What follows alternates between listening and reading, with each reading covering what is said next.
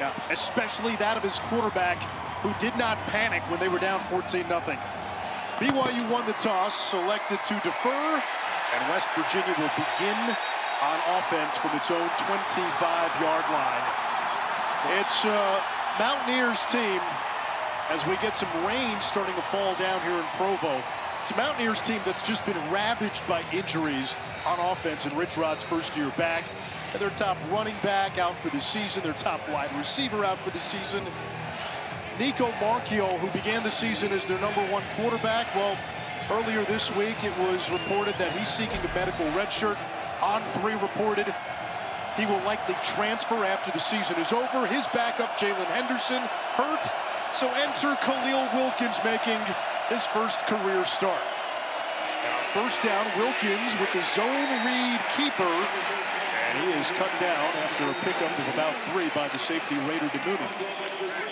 And this is what we were told about Khalil Wilkins. He is a big-time runner, trying to get him settled into this game. And what better way to do it than to give him a carry here early. Quarterback draw. Wilkins looking for room. Logan Latui clips him at the 31. This is a big play for West Virginia, because their offense thrives off tempo. They have not been getting these first downs. That first down triggers tempo. Are you kind of surprised, though, that they're going tempo with a guy making his first start, or the first start of his college career? He's going to throw, now elects to run, and he is gobbled up by the BYU defense, a couple of yards shy of the marker, 4th down. Well, he's got a tough time if he's going to run all night against Jay Hill's defense with Jack Kelly, who we talked about early on, as well as Isaiah Glasker, 2 linebackers that can track down any quarterback. You see Kelly and then Glasker coming in to finish things up, and that's a tough ask of a redshirt freshman making his first start. Oliver Straw, who is second in the nation with 28 punts to kick it away. This is Tiger Bachmeier, brother of the quarterback. Let's see where they mark him. Going to be inside the 15 at the 13. 47-yard kick. And Tiger will let Bayer do the work now on offense. Bayer Bachmeier got here after spring ball. Remember, Jake Retzloff was the quarterback for BYU last year. He was dismissed from the program. He's now in Tulane, having a pretty good season. And there was a quarterback competition, and Kalani Sitake told us it's not fair to the rest of the guys if I give it to somebody more experienced and not the guy who deserved the job. And the guy who won the job was number 47, Bayer Bachmeier. And the rest of the team, they know exactly who the quarterback was going to be based on performance. Bachmeier takes a shot downfield for Chase Roberts, adjusting, and he hangs on. They haven't really opened up the pass playbook a whole lot, but they do on the first play from scrimmage. Yeah, everybody in this building thought L.J. Martin would get the first touch of the game, but no, it's their go-to do-it-all wide receiver in Chase Roberts. Usually they get to him on around 3rd down. Not tonight. They open it up, trying to get him incorporated into this game quickly and in a very big way. It's the longest pass of the season for Bachmeier, 48 yards, fly sweep. That's Cody Hagan, and a pickup of 7 to set up a 2nd down and 3. So BYU, offensively, they like to control the ball. They own time of possession, very good running football team. And Bachmeier, a physical runner, but they keep telling us we're adding more to his menu. Yeah. He has a lot of freedom for a true freshman quarterback at the line. He does. I mean, he can check plays at the line of scrimmage. Not trying to give him too much, but boy, is he a smart player for his age. And he's got that guy, L.J. Martin, who opened the season with 3 100-yard games in a row, and L.J. able to pick up a first down. Kind of built like a linebacker, too, isn't he? Big Bear Bachmeier. 6'2", 220. As a true freshman. Spent the spring in Stanford before their head coach was let go, and then all of a sudden he decided to transfer. BYU was the home. They answered the phone, and here he is making his 5th start of the year. Out of a 2 tight end set, Bachmeier saw running room, hesitated, and cost him an extra yard or so. It's going to bring up 2nd down and 7. Just so smart that, you know, he just has the confidence of not only the coaching staff, but this entire football team, not just the offense, but the entire defense as well. They have his back, and he's got a very calm demeanor when he plays the game. Doesn't get too high when he throws touchdown passes, and he has yet to throw an interception, so we don't know how he'll react. Flag down.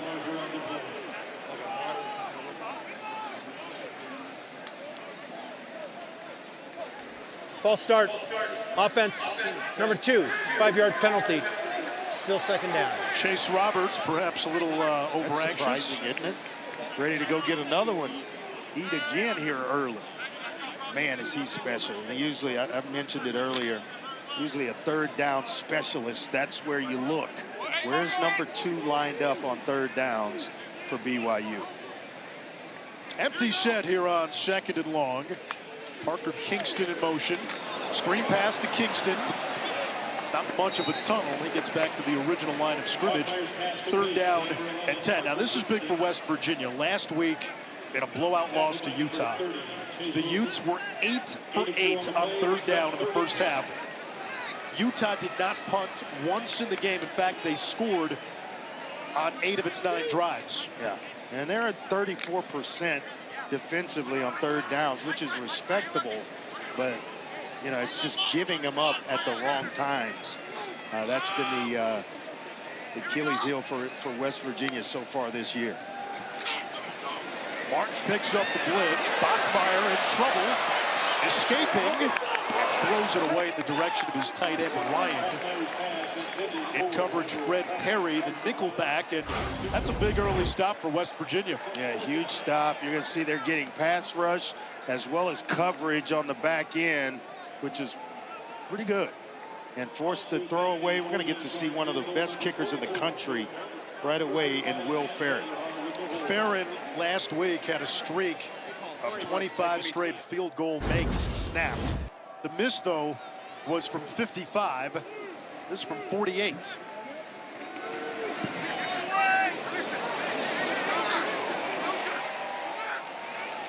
And Ferrin misses another one. So the usually reliable Ferrin fails to come through, and West Virginia comes up with a... At Tulane to an undefeated season there. So he's coached some really, really good players at that position.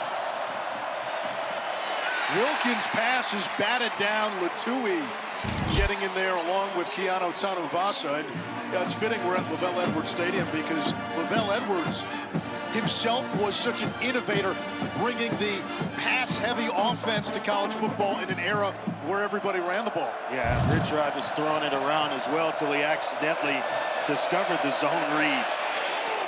Wilkins fires a strike that's juggled and brought in by Rodney Gallagher, the slot receiver. Gain of 14, first completion of the game for Wilkins, and a 1st down for West Virginia. And this is what Rich Rod talked about as being the key to the game. Go quickly, don't allow a more physical BYU team to get settled. This could be coming back. Darian Alexander, stiff arm and pulled down. We get a flag, might be a horse collar. Either way, it's going to be 1st and goal, BYU. This went a little too fast, and Alexander had a different mindset. Baiting a youngster, making his first start, giving some cushion, making it look like the hitch was going to be there, and then drove on it. And boy, did he do a nice job with his eyes, looking back at the quarterback, Wilkins, and Wilkins with a touchdown-saving tackle, but that one's going to be half the distance with that horse collar. You see the right hand get right in the back of that shoulder return, pad. Personal foul, horse collar tackle on the passing team, half distance to the goal, 1st down. Alexander also looked like he got a pretty good amount of face mask. Yeah, it could have gone both ways, but that horse collar was obvious. And this is where we may see L.J. Martin, who has a big tight end in need, playing in front of him playing fullback. West Virginia QBs on the season, and they have used 5 different ones. 3 touchdown passes, 5 picks on the season. Little misdirection. It's Parker Kingston in for a score, and BYU capitalizes 1 play after the interception. I'll tell you what, Aaron Roderick, their offensive coordinator, everybody in here is thinking they're just going to pound it, and he's done everything but. Martin's still waiting on his first carry of the game. They've thrown it a little bit. They've run end arounds with Hagan, as well as now Parker Kingston. And still yet to touch it is L.J. Martin.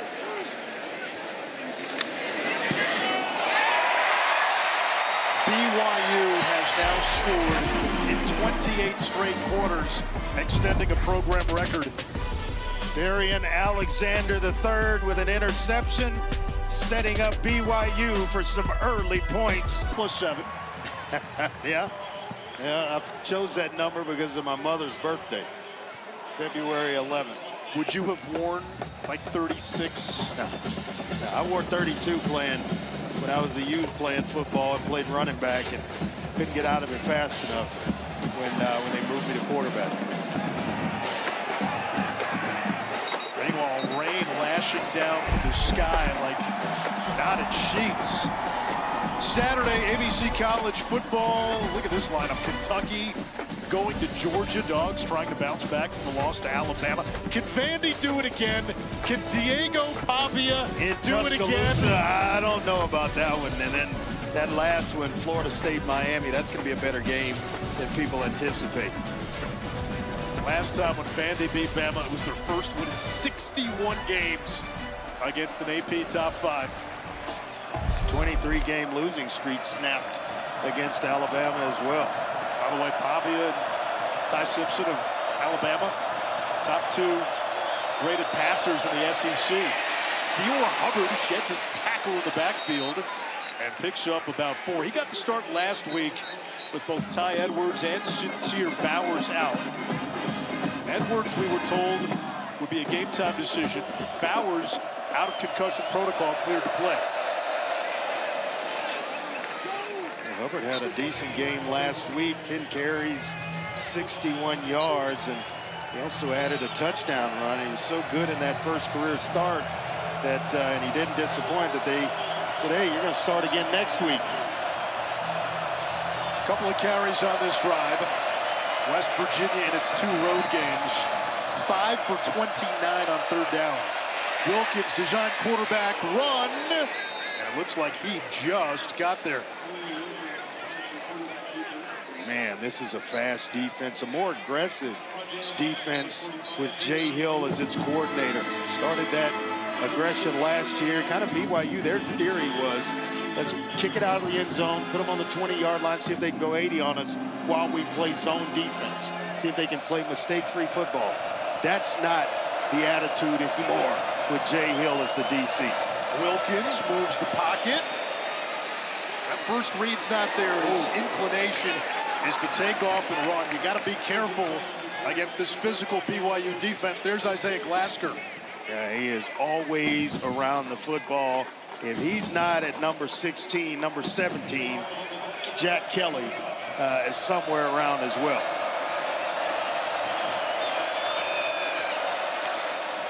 They hand it off, and it sets up a 3rd down. About a yard. Andre got a young quarterback, redshirt freshman, first career start. Right. Throws a pick. What are you saying to him on the sideline? Hey, shake it off. If those things happen, you're not going to go the whole year without throwing one. Just don't put us in harm's way again where it's an easy score for the opposition. You know, Andre, he's picking up yards with his feet, but he's taken some hits already. West Virginia, again, with all the injuries they've had on offense, especially at quarterback, at that position. But they feel pretty confident that he's built to last. 6'3", about 200 pounds. What you heard a lot of this week, he is the prototypical Rich Rod quarterback. He's carried it 6 times already. Hands it off that time. Not much for Hubbard.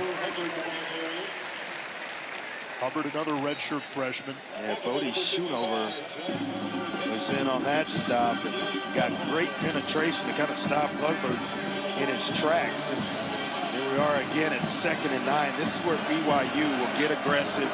That pressure that I talked about, almost guaranteed to happen here. Look at that one high look, quick throw near sideline. Justin Smith-Brown, who was one of the top receivers in the MEAC for South Carolina State last year, and it's now 3rd down.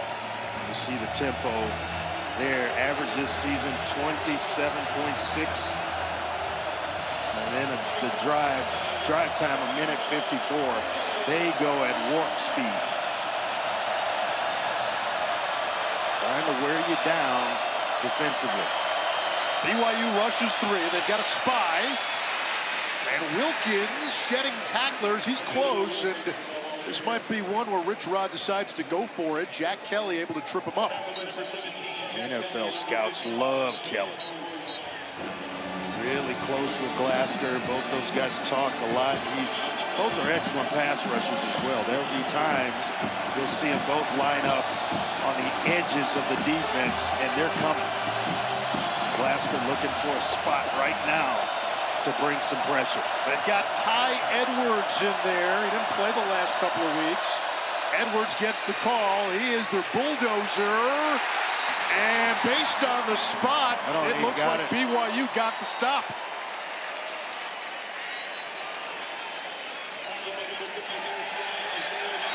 BYU football. So Edwards, who had been out with a hip pointer, 6'2", almost 230, unable to get there. Terra 28 straight quarters with a score. That's, according to the math of statistician Paul Newman, 7 consecutive games. And by the way, Paul Newman, who had not been feeling well the last 2 weeks, we're happy to have him back.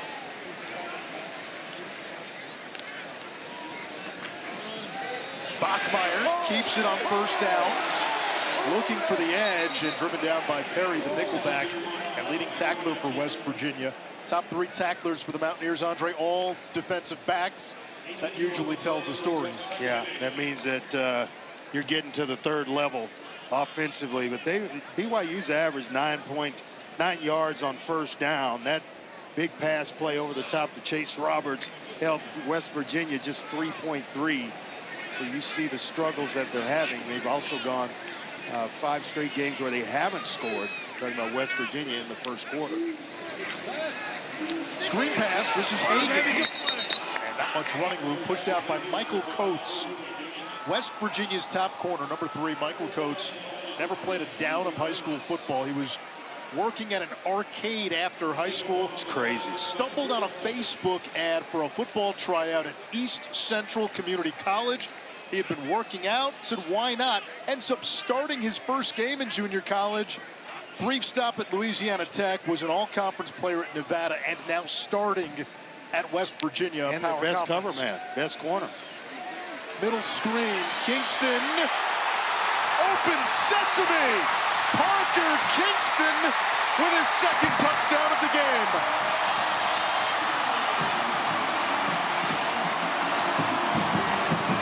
What a play call by A-Rod. Aaron Roderick, their offensive coordinator, and the blocking was just sensational. How about Parker Kingston as well, reading the blocks by his offensive line, nobody downfield, and he just hit that thing on the fly. No one, not even Fred Perry on the back end, was going to catch Parker Kingston. Kingston, who's a high school quarterback and will throw passes. Yeah. He's thrown 3 this season, 8 and a baseball in his career. player in high school. Think about this now, Andre. He has run for a touchdown. He's caught a touchdown. The passing touchdown, when it comes to Parker Kingston, not off the table. Yeah, they invite everybody upfield, and then Bruce Mitchell, the center, got the best block of the offensive line. That was the block that freed up Parker Kingston right in the middle of the field, and then it became a foot race between Kingston and Perry, and Kingston wins that baby. For 20 years, Allstate has celebrated every field goal and extra point made at participating universities by donating to the university's athletic scholarship fund, supporting all student athletes. Thank you to Allstate. So BYU last week in Boulder down 14-0, now up 14-0, and for West Virginia, again, we mentioned the injuries. It's real. It's tough sledding in season one for Rich Rodriguez. They're coming off back-to-back blowouts against Kansas and then against Utah, and early on not trending the right way against BYU. He started the season with a bang against Robert Morris. Put up 45 points in that one, but it's been tough sledding ever since.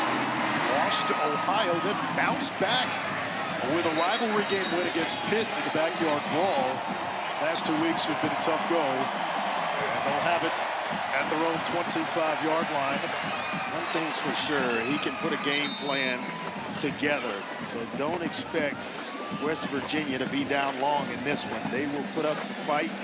He will dial up some plays and hopefully get West Virginia back in this thing. Rich Rod came back to West Virginia from Jacksonville State, where he had 3 straight 9-win seasons. Brought a number of players with him to Morgantown. Wilkins keeps, again, takes another hit, but picks up 11 and a first down. 8 carries already for Khalil Wilkins. Boy, he is going to be sore. Really sore when this one's over. Probably more so than any time in his career. He has run the ball quite often in this one. You ran wing T in high school. Yeah, but I didn't run this much. I was usually handing it off or pitching it to someone. Fake screen. Wilkins again. You know, part of it, Andre, it almost feels is by necessity. And he looks like he's getting up slow. He took a shot from Isaiah Glasker, and they're going to force, looks like they were going to force Wilkins off the field for an evaluation. Officials timeout for an injury to an offensive player. Yeah, that's Wilkins, because he just didn't look right, didn't hop up right away, and they're indeed going to escort him off the field. Glasker's going to show up, and actually it's the safety, DeMooney, who finishes things off. So Scotty Fox, a true freshman, will come on. Fox has appeared in 3 games this season. They like him. They said he's a passer. He can run as well. Saw him warming up, and he can spin it a little bit. Of West Virginia's 18 plays, 9 have been quarterback runs. Not that time. They give it to Hubbard, who's going to be awfully close. It's enough for a first down. It just makes you wonder, given the depleted state of this offense, given some of the woes they have had on the offensive line. Was quarterback run with Wilkins basically the game plan for Rich Rodriguez? This is what we feel gives us the best chance. A major part of the game plan for sure. There's the option, and Fox hammered in the backfield for a loss. TFL. Schoonover with a nice job of kind of not giving up leverage there as a defensive end to allow Fox outside, forced him back inside. And then, you know, they play tremendous team defense here at BYU. Don't care who gets the credit. It's just guys doing their job and making plays.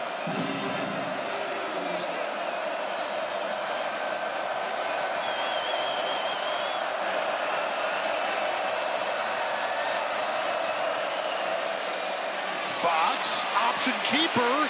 He's got wheels. And finally tracked down from behind by Falatau Sotuala. And DeMooney slips down in the secondary. That gave him some additional yards. Went right by him as he slipped down. And then all of a sudden, Sotuala is on the back end of that one to make a nice play to save a touchdown. Khalil Wilkins back in there. That run by Fox, good for 23 yards. That was a great read. Guy goes sprinting up the field on an option play. That tells you as a quarterback, tuck it away when he crosses your face like that, especially at that speed.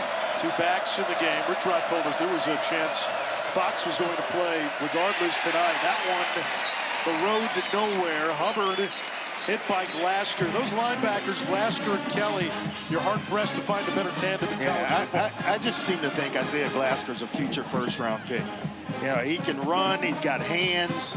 He used to play wide receiver, so you know the speed is there. Played it in high school.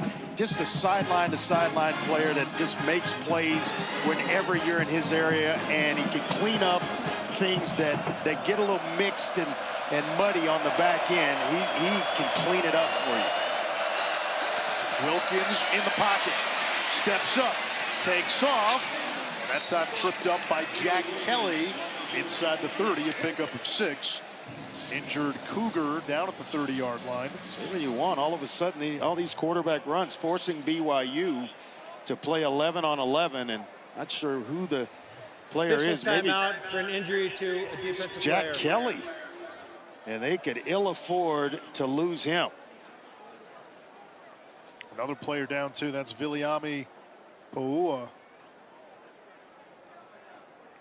You lose 2 really good players in one play, one sequence.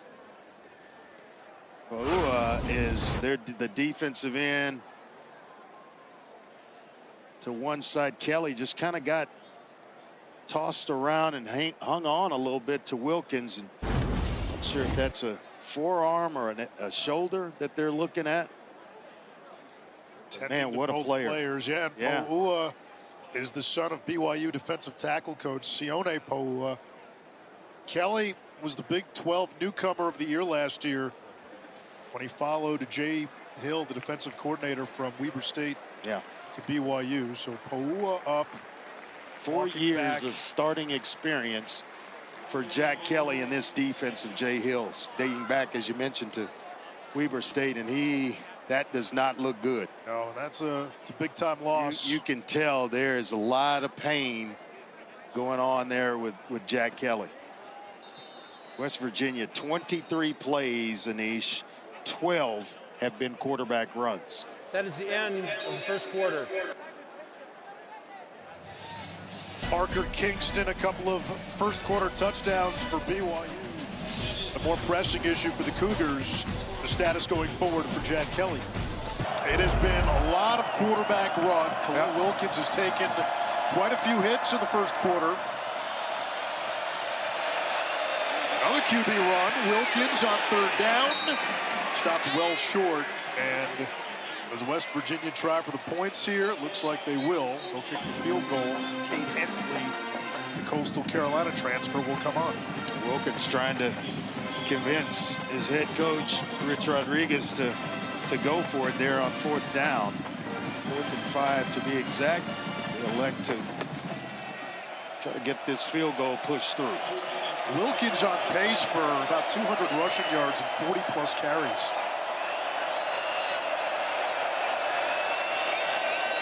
A 45-yarder.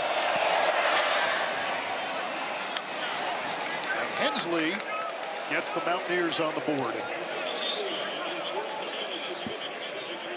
Sunday NFL Countdown gets you started with Week 5, 10 a.m. Eastern on ESPN.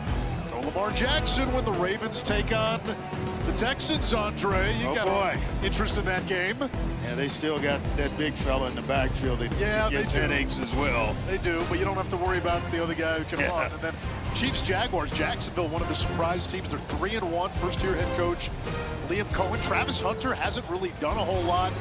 While the Chiefs, after that 0-2 start, is starting to find their mojo. They've won 2 straight. We saw what Mahomes did, lighting up the Ravens last time out. Yeah, and they're starting to get healthy at the right time, getting some players back. Maybe a Worthy back in the offense, and we saw what he means to Kansas City in terms of an element of speed that he brings as well.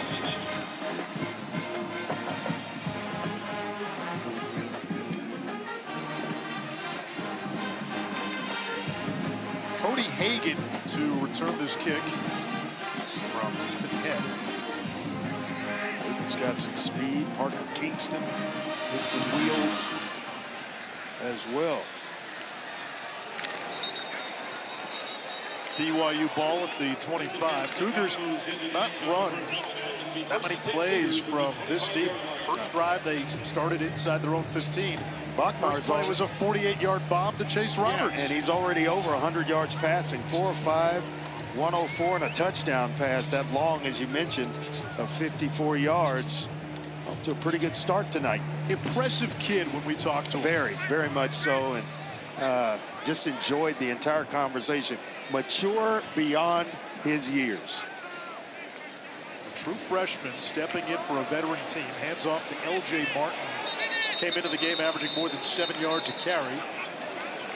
Andre, you're talking about Parker Kingston and his wheels. You know where he got them from? His grandmother, Linda Huddleston, maiden name Linda Hamilton. She ran track here at BYU, the 100 and the 200 from 1969 to 1973. So the wheels are from Grandma.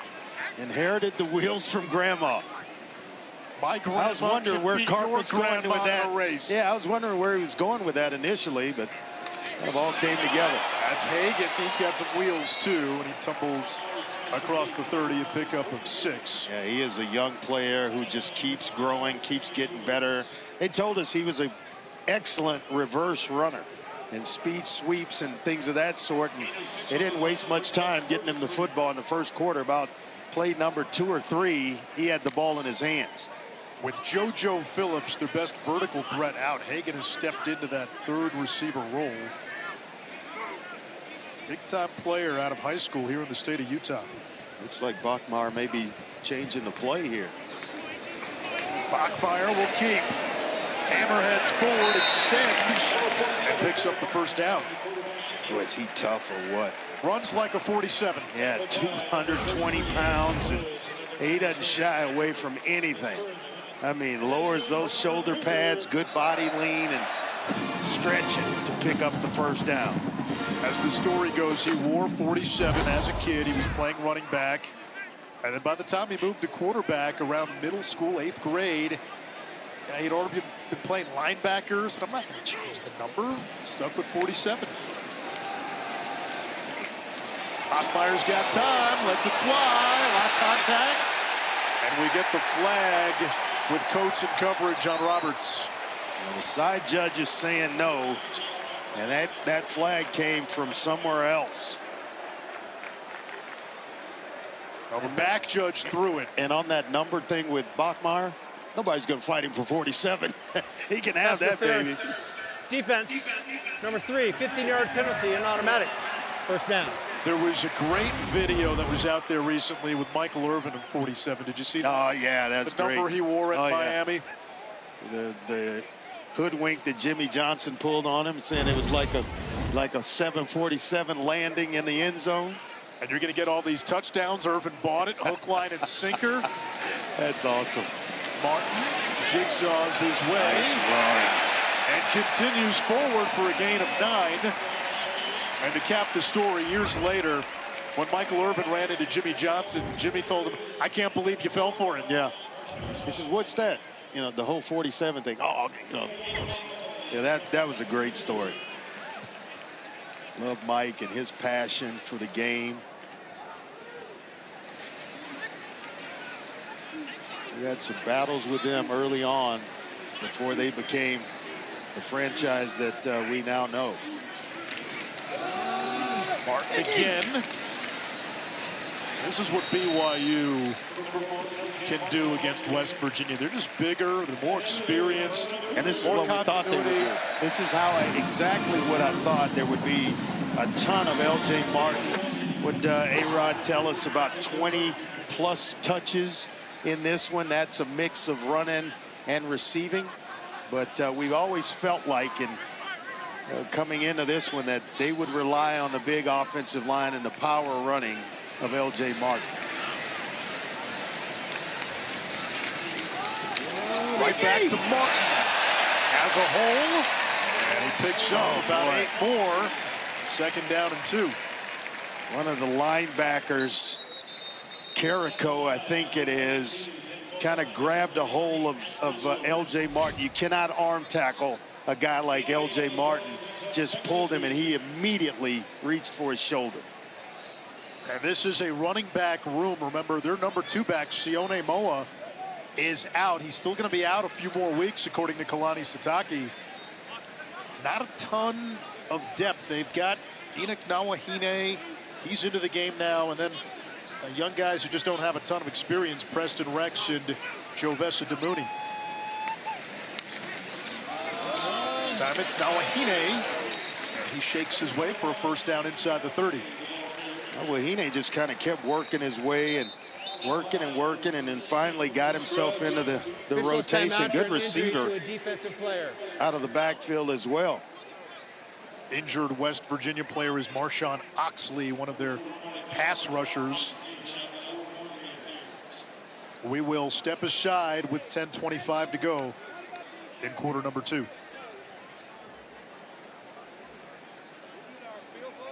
Star linebacker Jack Kelly, upper body injury, will be reevaluated. He was in the tent, reevaluated at halftime, but it's unlikely he will return. And the combination, Andre, you know, with Isaiah Glasker and Jack Kelly, that might be the best 1-2 punch in terms of linebackers, not only in the Big 12, but possibly nationally. I think it is. I think it's the best linebacking duo in the country, and they're going to miss Jack Kelly.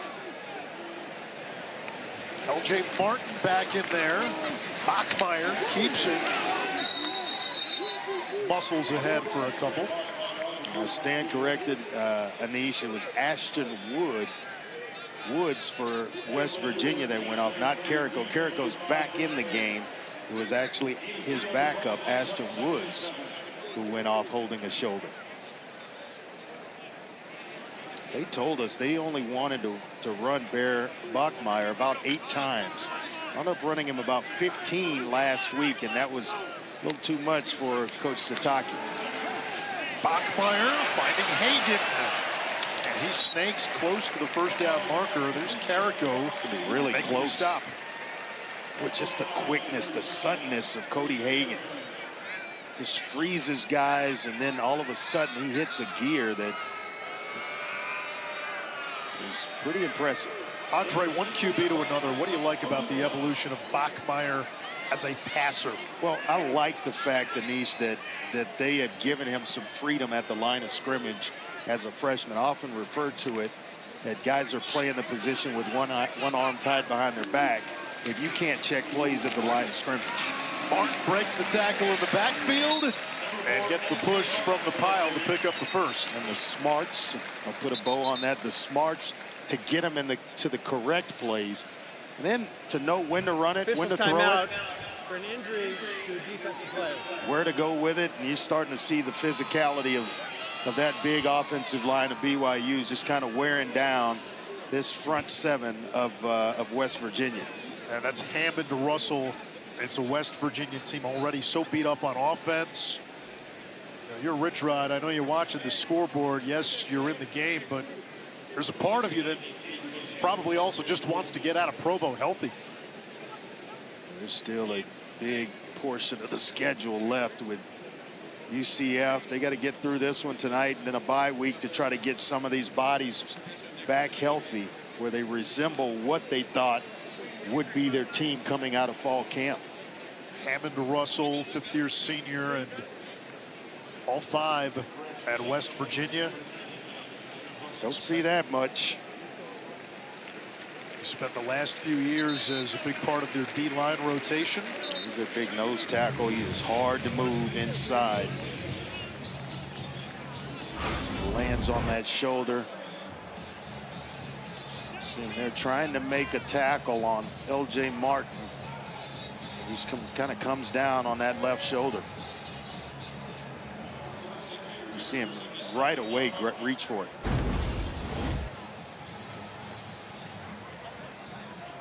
This is where they like their big tight end. They get down here, Carson Ryan, who is a complete tight end. Excellent blocker, excellent receiver, tremendous size.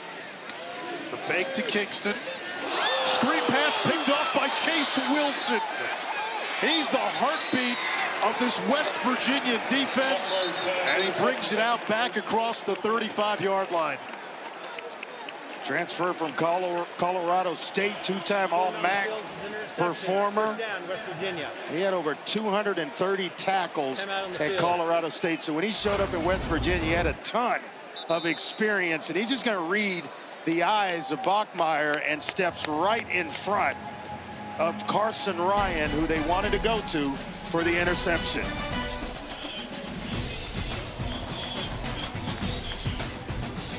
And he jumped on it.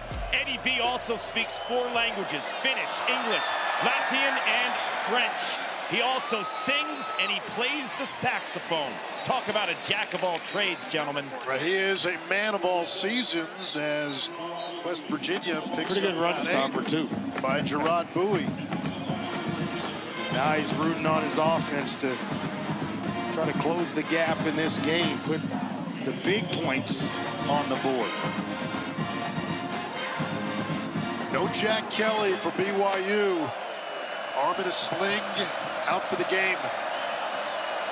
Blitz off the edge, it's picked up. Wilkins heaves one into double coverage, and it's incomplete. Wanted Cam Vaughn, their top receiver. Yeah, covered well on the back end by Evans Johnson, and I wouldn't mess with him a lot. He's got a ton of speed. He's excellent in man coverage, and he's already got 2 interceptions to his credit. Ace Kafusi, number 18, taking the place of Jack Kelly. 3rd and 2.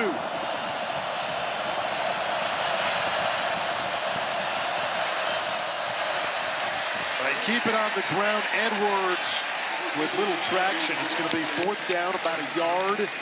Minus territory. What does Rich Rod do? Khalil Wilkins.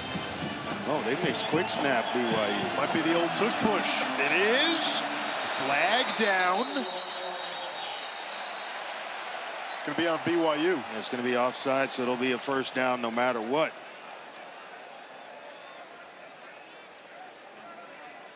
And we've seen West Virginia use that play this season. Offside. Defense lined up in the neutral zone. 5-yard penalty. The yardage results in a 1st down. Are you surprised more college teams don't use that play? I'm actually shocked they don't. Now that, you know, it's become kind of normalized in the NFL, that you don't see a little bit more of this. Well, I know how heated you get when teams on 3rd and short, 4th and short try to QB sneak from the shotgun. Yeah, and, you know, smart way to do it is going under center, obviously. Here's the toss to Edwards, and he is detonated by Satuala, the safety, for a loss of 4. Well, he read that thing and came flying up from his secondary spot right there, just right immediately into the backfield. Had him playing kind of low into the box, but he hit it going full speed and did not stop whatsoever, didn't slow up at all. Edwards, who had a big game in the win against Pitt, 141 yards, 3 TDs. Not much today, coming back from the hip injury. Line drive over the middle. What a grab. Reaching up, it's Smith Brown who brings it in. No, incomplete. He could not hold on. Yeah, the 5th-year senior from South Carolina State, unable to hold on. I think once he came down, just to track it was pretty amazing in and of itself, and then all of a sudden it started moving around when he hit the ground. That would have been some catch, and would have given this offense of West Virginia a lift. And in its present state, West Virginia just isn't built for 3rd and 14, especially if they're going to pass.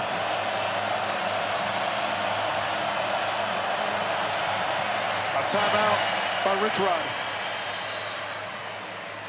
Timeout, West Virginia, the 1st of the half. Only 13 passing yards today for West Virginia, with Wilkins making his 1st career start at QB. Just at the end of this, the ball's going to move around, even though the knee's down. He still has to survive the ground, and there's too much movement of the ball. And therefore, it was upheld, and we play on. They looked at the play, they reviewed it, call on the field upheld, and West Virginia gets its timeout back because the review was so close to Rich Rod calling the timeout. And that is incomplete. And for West Virginia, 3rd and 14. Really, it's not the formula for any team, but right now their offense just isn't built to beat you vertically. You're looking to maybe pick up some of that, and because of your past midfield, maybe consider going for it, but you come up empty there. I was going to ask you. That might have been a spot where quarterback draw, something Maybe, like that. yeah. You get 7-8 now. Now going for it on 4th down would have been in play, but you get nothing in the passing game. Fair catch called for by Kingston. And now a quick word from Verbo.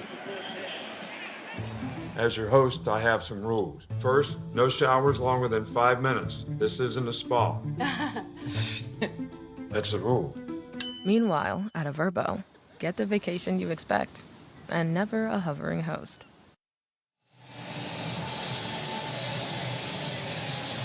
BYU's last drive ended with its first offensive turnover of the season.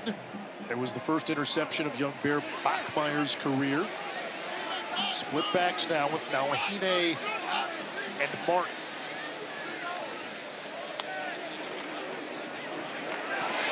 Off the RPO, what a strike!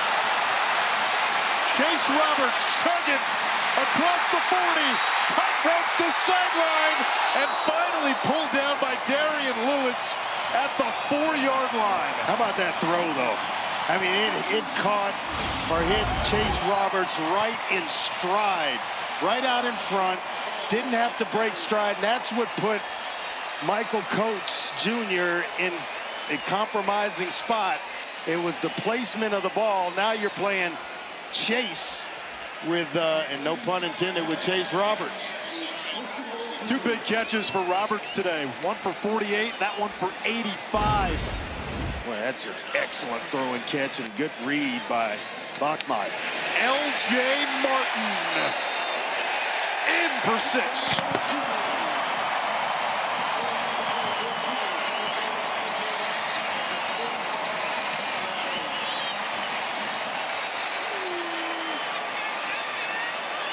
Boy, big plays, been a huge part of this game early, and Chase Roberts seems to be on the end of most big plays in this BYU offense. They've had pass plays tonight, Andre, of 48, 54, and 85. I was going to say, he's on par to throw for 400. More than that now. I mean, that's Andre Ware territory. Well, BYU was doing it long before I did it, my man. Play is under further review. The runner on the field is a touchdown.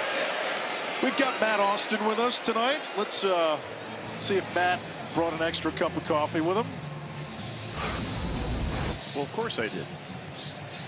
See what the touchdown is, or if he's short or not. Ruling on the field, Matt, was a touchdown. So what are we looking at here? Well, is the knee down before the ball goes across? I think the knee is down, but you don't have a great shot of the ball and when the knee hits the ground. That shot down the goal line would be perfect, but there's too many players in the way. And the shot from the back of the end zone, you see the knee go down, but you can't see the ball. So I don't see anything here to overturn the call. Certainly not on that look. Replay official is Gerald Austin. Any relation, Matt? No, he's not related. Well, I tell you, we'll get a chance to go back and look at that read and the throw to Chase Roberts here after the extra point. But man, what, the ability to dissect once the ball is snapped. After review, the ruling of a touchdown is upheld. It's going to stand.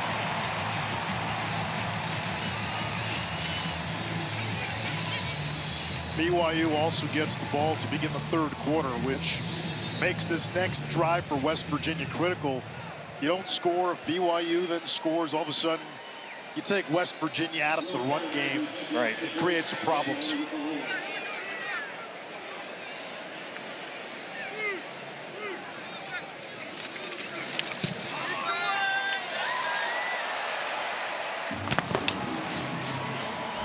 go back and take a look at this play. You're going to keep an eye here. When you know you have a slant or a post route coming, that's your read as a quarterback. Once he disappears, now you know you have the area, the room in which to hit Chase Roberts, and Bachmeier does a nice job of kind of dissecting it. His eyes goes to the safety. Once he vacates, the ball is out and in front of Roberts. Then it becomes a foot race with Michael Coates Jr. Excellent read on the part of the young quarterback, and the throw was even better than the read.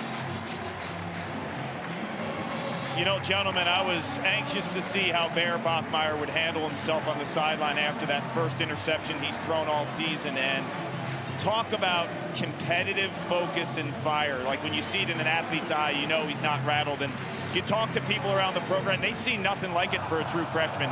Offensive coordinator Aaron Roderick told us this week he's giving him more at the line and the ability to improv and audibles at the line than anyone he's coached ever. And this kid is special. His IQ, his focus, and how calm he is. Keep in mind, he is a true freshman. Yeah, and most freshmen, that look would have been enough to scare a lot of quarterbacks, a lot of experienced quarterbacks in college football away from throwing the slant route. He stayed with it, read the coverage out. Once the safety vacated, now there's all types of room if Chase Roberts just gets any type of separation, and indeed he did. Kalani Sitake told us this week that Kalani himself will get animated on the sidelines. We'd like to see him dance before the game. He says, I'll get animated. I look at Bear Bachmeier. He keeps me calm. Will Wilkins still in there for West Virginia. Quarterback draw. That's his 12th carry already, and he's pulled down by Siale Esera. He's that third linebacker with Glasgow and the now injured Jack Kelly. Made a couple plays tonight. Yeah, he's saying, hey, what about me? Don't forget me. He is the backup for 3 years, or to 3-year starter Harrison Taggart. And last year now he takes over for him this year and has been a tackling machine in the middle of their defense. Wilkins keeps it off the fake. Met with resistance a couple of yards shy of the marker. Third down. Boy, the speed of this BYU defense, it allows Jay Hill to do a lot because it looks like there may be an opening and it closes up quickly. This graphic, 15 rushes by West Virginia. The rest of the team only 9, 82 yards, and the 20 for everybody else. It's been all quarterback runs for this West Virginia offense. This time they'll try to run it with a running back in Hubbard, and he's able to get just enough for a first. They came into this season with Jaheim White expected to be their top running back. He is out for the season. Edwards coming back from a hip just hasn't looked great in this first half. We haven't really seen Sincere Bowers out of concussion protocol. Or Clay Ash, who got the start against Kansas a few weeks ago. Wilkins throws on the run. Too much helium in the direction of Preston Fox. That's the thing about young quarterbacks, and which is why you're even more so impressed with a guy like Bear Bachmeier.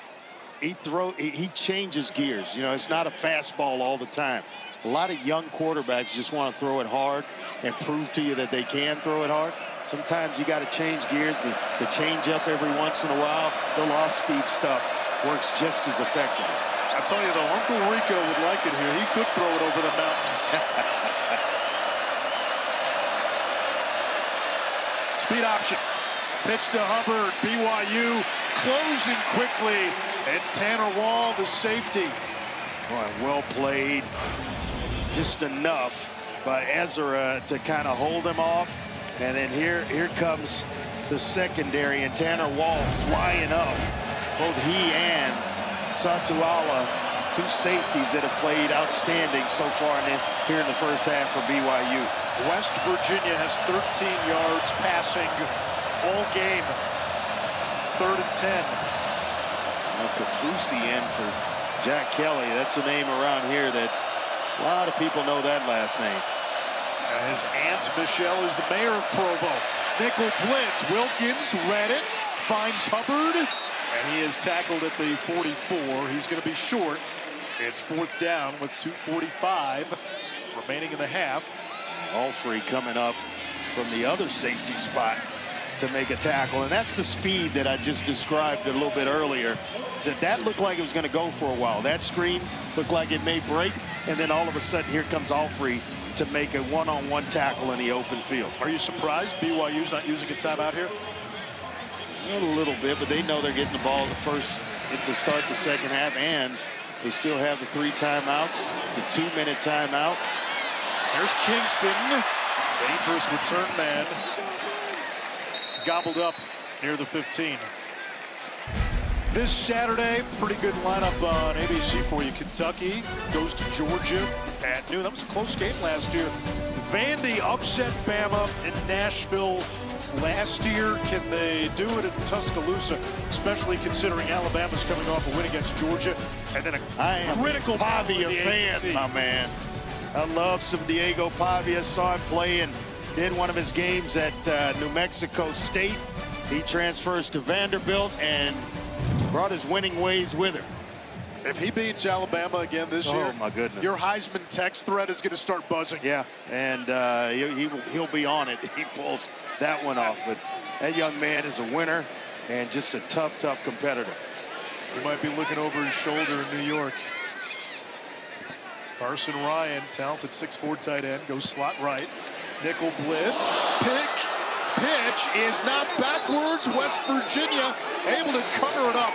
Instincts in the read by Fred Perry to get disruptive, and boy did West Virginia need that.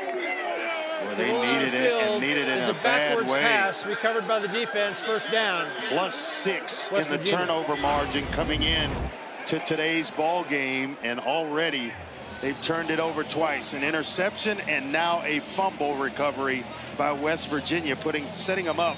It's a pretty good field position. Fred Perry is just a menace. He's all over the field. When you turn the video on to watch West Virginia's defense, he just makes play after play, not afraid to come up and hit you from the secondary. He flashes, and there, a big play to set up his offense. He followed Rich Rod from Jacksonville State to West Virginia. First and goal, Mountaineers. The handoff to Hubbard. Feet churning and in for 6.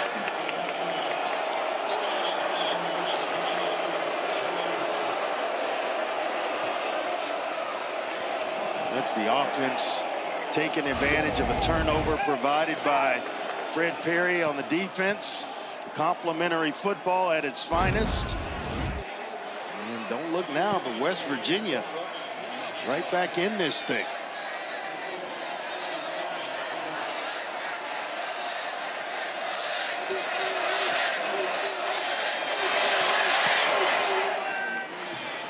The PAT is good. Fred Perry is a known disruptor. That touchdown came off of his 7th career forced fumble. Let's go back and take a look at the big play by Fred Perry, who's the option man for Bear Bachmeier. He is to get to him as quickly as possible so that he eats up and Fred Perry can't play in the middle. But he kind of slows down, waiting for Perry to come to him, and it allows Perry to play in between. Just kind of slows down, never really gets Perry to commit, and then therefore the ball's on the ground and a nice recovery for West Virginia. So when you run the option, you have got to attack the in man on the line of scrimmage or your option principle. Hagan has the 20. Nice return, driven down at the 27. ESPN College Football Primetime is presented by Ram Trucks. It's a Friday night in Provo, Utah. Kalani Sitake's team 4-0 in the top 25. Would you believe it if I told you that we ran the option at Houston? How long? We didn't run it a lot, but short yardage situations, it was always in play to audible to. And you get down near the goal line, that's where I really liked it, because it was so quick, and 9 times out of 10 they wanted to hit me anyway, so I was just giving it to Chuck Witherspoon to walk into the end zone. Bachmeier again downfield. What a strike. It's Kingston. Boy, the big plays The explosives through the air have made the offense go tonight. And he is spreading the wealth as well. I know he hit Brett Roberts on too, but that is a dime.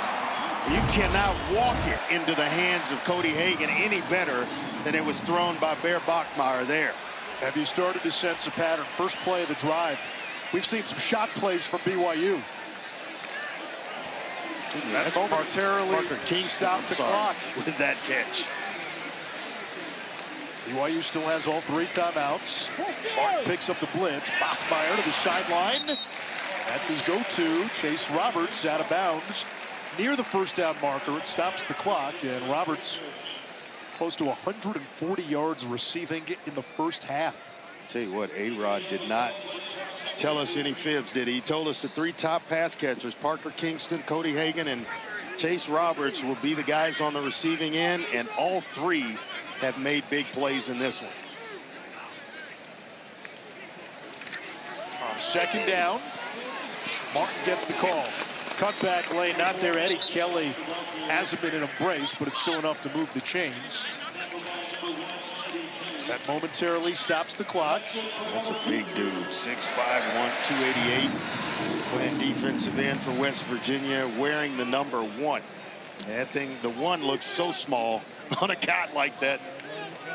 I've always preferred 0, more form-fitting, right? I like to see the big guys with single digits on. And a penalty marker. False start on BYU here.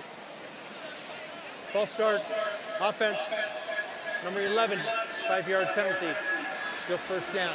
Now no 10-second to run off because the clock was stopped. Ready to get that motor going. Grandma's speed. He's one of the fastest players on this team, 10.5 in the 100 meters. He can go.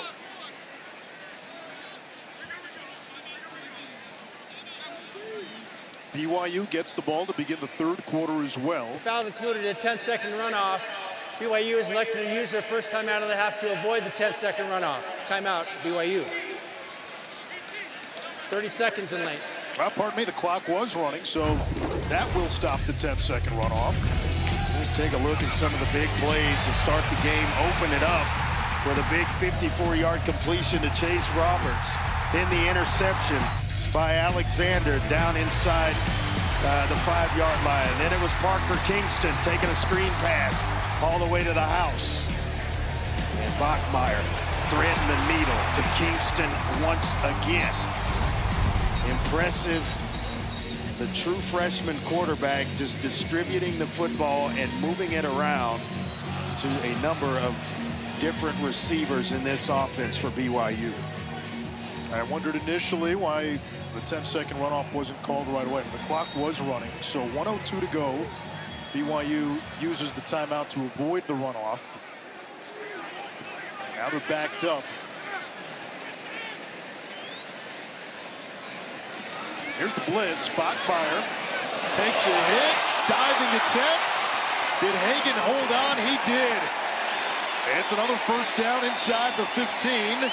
A gain of 20 more. Bachmeier in the first half has set a career high in pass yards, but Hagan is down. Completed pass. Timeout on the field for an injury to an offensive player. Yeah, I think Hagan may have gotten the wind knocked out of him as he rolled over that onto the football. And West Virginia is saying it was incomplete. We'll get another look.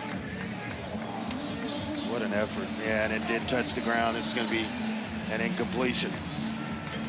Once they get a chance to look at it, the ball hits the ground long before his hands go under it.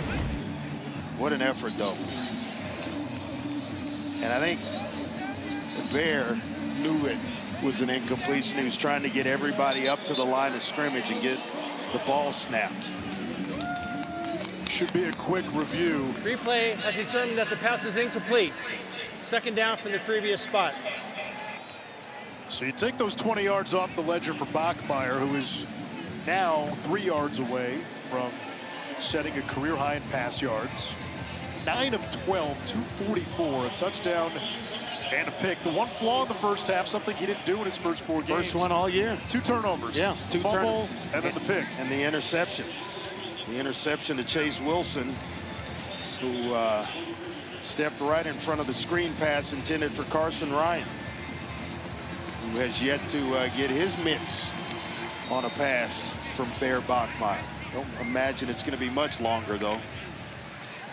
Roberts has 140 yards receiving, 91 for Kingston.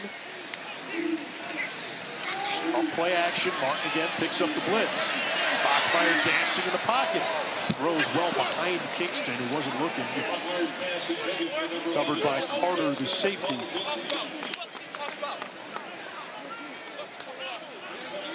But just the maturity in which he plays the game. Went through spring ball at Stanford and made his way to Provo, Utah, and found himself in a quarterback competition. Hillstead, Bourget, and he was the one who emerged as the starter, and they've, as Clark told us, have added a little more to his plate each and every time out.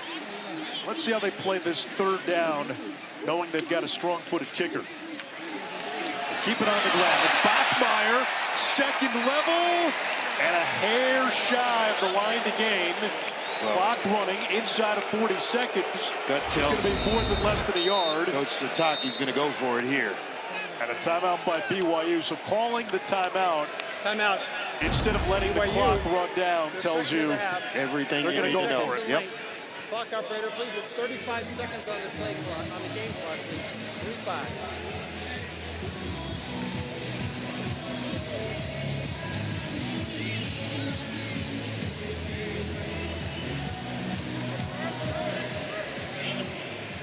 Thank you.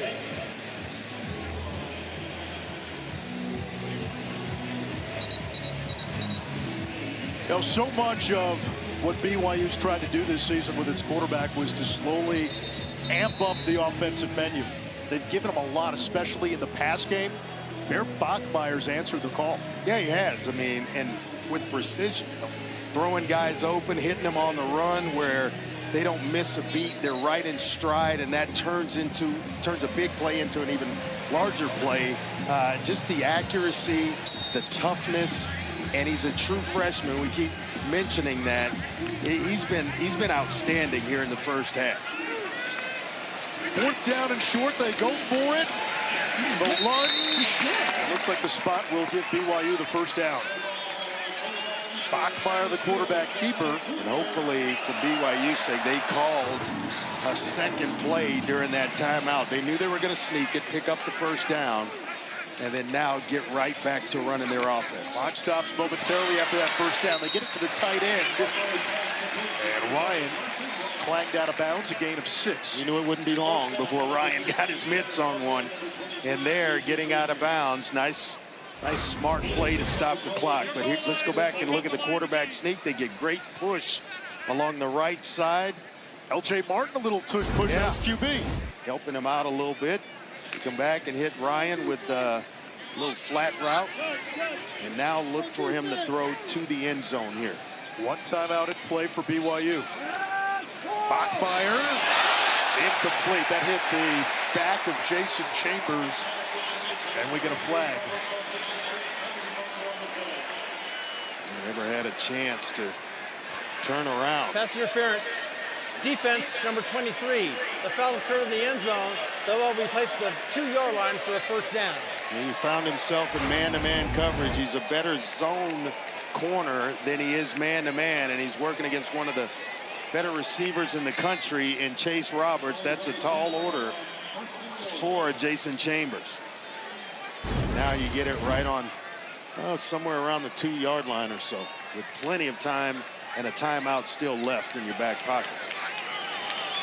Empty set for Bear Bachmeier. Thanks to Martin, Bachmeier walks it in untouched.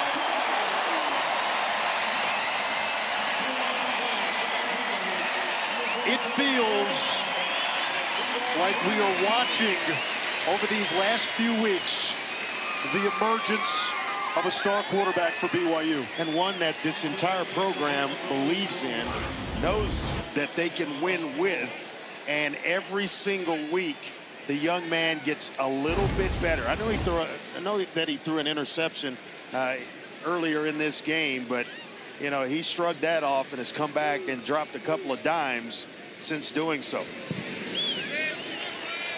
We know West Virginia's had its struggles, and it's been a tough few weeks over in Morgantown, and they're down 28-10. But for a true freshman, Andre, to step into a veteran team, right, a team that was close last year before a few late stumbles, a team that came into this season with the belief internally and also nationally that if Jake Retzlaff was the quarterback on BYU, Andre, this is not just a playoff team. This might be a team that could win playoff games, plural.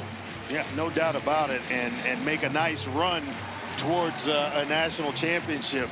But they are not far off with Bear Bachmeier and the way he's playing now. And if he continues to grow in the manner that he's grown in this first 5 weeks of the season, boy, look out the rest of the Big 12 as well as anybody on the schedule going forward for on BYU's schedule. There's still one more half to play, and then BYU's got a pretty staunch gauntlet ahead of itself. At Iowa State, at Texas Tech, tough games.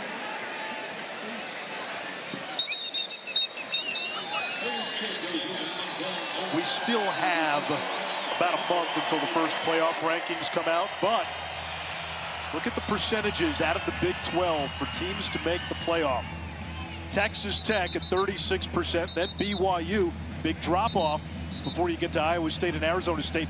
Texas Tech's got a big one tomorrow against an undefeated Houston team. Yeah, on the road, but I wonder last year if Arizona State had even a 12% chance, because they were picked at the bottom of the Big 12 and got to the college football playoff. A lot is going to change between now and then, but Texas Tech has got one really good football team. Dior Hubbard on first down. What Arizona State had last year was Cam Scatterboot. He's doing big things for the Giants right about now. They are loving him in East Rutherford. Yes, they are, and rightfully so. Rightfully so. Our producer, Chris Damiani, a Giants fan, echoed that sentiment.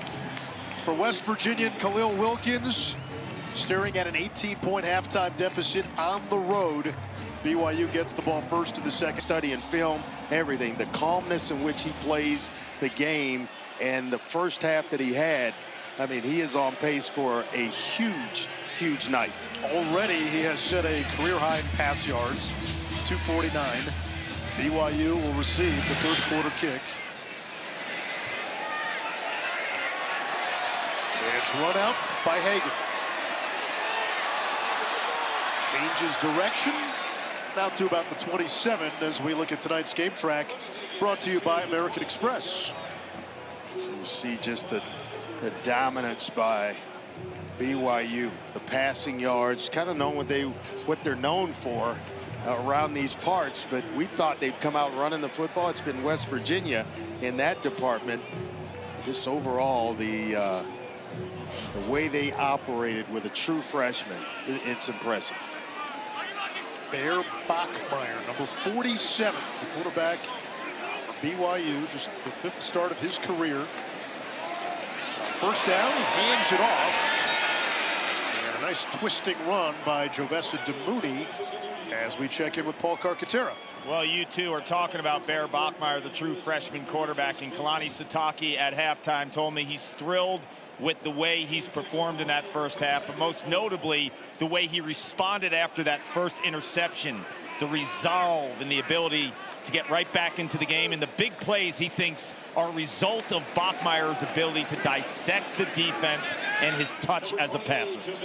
I go back to DeMooney. Well, we came away impressed with Bachmeier's maturity when we spoke to him. This is a guy who picks up things quickly. He's a fast learner. Taught himself how to play the guitar, learned a song within a week. He's musically inclined. He comes from a family where everybody's All-American. They do many things well. They're great in the classroom, extracurriculars, and then they excel athletically. Bachmeier is hit, and incomplete for Roberts. Well, he took a shot right then. Reed Carrico was the guy that was able to get into the grill of Bachmeier. And he bounced right back up. He took the shot, delivered the football, and bounced right back up. And not a lot of guys are going to bounce up after a shot like that.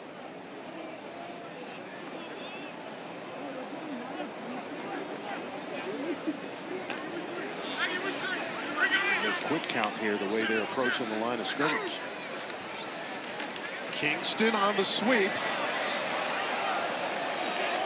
Ambushed for a loss. It's 3rd and long. Eddie Kelly, who just checked in with the TFL. Kelly just grabbed a hold of Parker Kingston, just flung him around like a rag doll. Got a handful of jersey and just would not let go. We had some rain at halftime. It has stopped. It's been on and off. It's exactly where West Virginia wants to have BYU. Bachmeier finds his brother Tiger.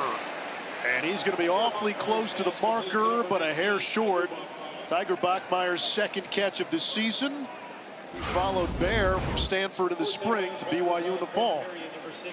Just a little hitch route on the outside, and there's no hesitation by Tiger. How about Tiger graduated from Stanford in 2.5 years? That tells you a lot about the family, what academics mean, and it's impressive. He's a young man. He can fly airplanes, write computer code. They're 1 for 1 on 4th down. Here they go again. They're going to go for it. Not a surprise. They run it, and they get it. That time, they go to L.J. Martin, their bell cow. Right up the middle behind big Bruce Mitchell, the center. Took over for Connor Pay. He moved from left guard to center this year, and they haven't missed a beat up front. Nice communicator. He barks out a lot of stuff and helping out his quarterback, Bear Bachmeier. Ryan, the tight end, goes wide. That one juggled, hauled in by Ryan. Boy, they love this kid. Yeah. 6'4", 250, Orem, Utah native, who spent time at UCLA and the University of Utah. Yeah, there are a lot of pros walking around this program, and he's one of them. Just a big 6'4" tight end that can run, catch, and block. They split him out wide, not afraid to do that, and you see the hands there, just able to track the football, catch the ball with his hands for a big guy. That's a valuable, valuable asset.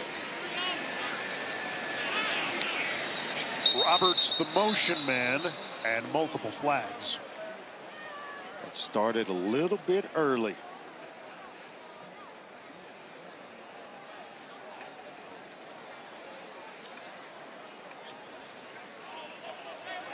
False start. David. Offense, number 61, 5-yard penalty. Still 1st down. Now Waylon Lapuaho, the left guard. White hat is David Alvarez. 4-year starter himself, and an excellent run blocker on this offensive line for BYU.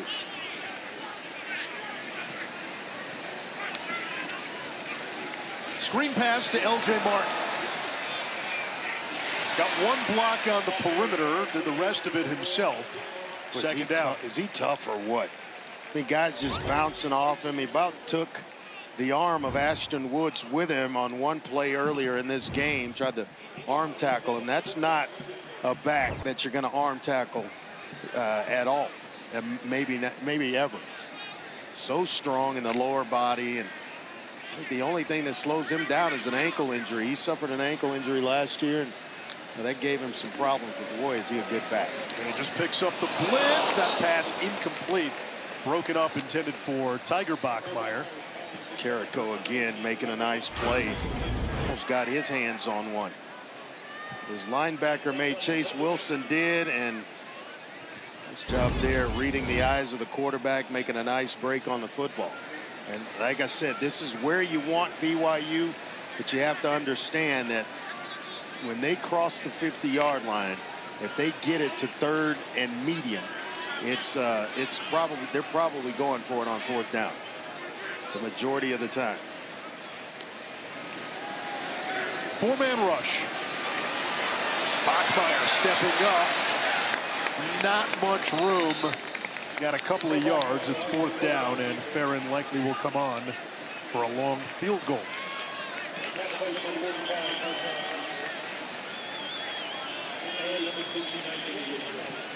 So Will Farron, who somewhere in the 52-yard range, missed from 48 earlier. This will be about 53. Yeah.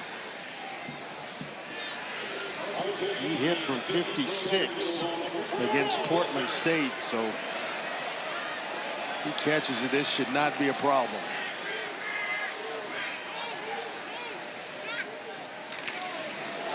That's the old fake. And a first down for BYU. Sam Vanderhaar, the holder. Also the punter, picks up 11. Kalani's always got one in the back pocket. Keep an eye on the left side of this formation and watch the hole that opens up for Sam Vanderhaar. I mean, it just opens up big time, a big gaping hole, and not until he's on the back end of things does it close up. Look at that, just walling people off left and right, and that allows for Vanderhaar to pick up the first down with ease. L.J. Martin, patient run, and then suplex to the ground by Asani Redwood. When we talk to the West Virginia coaches, how many times did they say, you got to be aware of BYU's physicality and also the trick plays? Well, you get them in a variety of ways. You get them on special teams, like you saw there, punt returns, field goals, and then Aaron Roderick, the offensive coordinator, he keeps them in his back pocket. There was a game earlier this year where he ran 3 trick plays in a row. Kingston, that's a block from Ryan. There is a penalty marker. That's usually in the area of holding, guys trying to, whether you feel your defender slipping Holding. off your block. Yep. Offense number 4, 10-yard penalty from the previous spot. Still 2nd down. L.J. Martin, the guilty party. You know, one of the things that the BYU coaches told us, they said when it comes to trick plays, they've got a long list. Part of the reason they use them is because they practice them. Yeah. He said it engages all the guys involved, and that's a special teams play. And they like it. And so if you have them and you don't call them, then guys stop believing in you. He says we get in a situation where we almost have to call them because we put so much emphasis on it during a week of practice.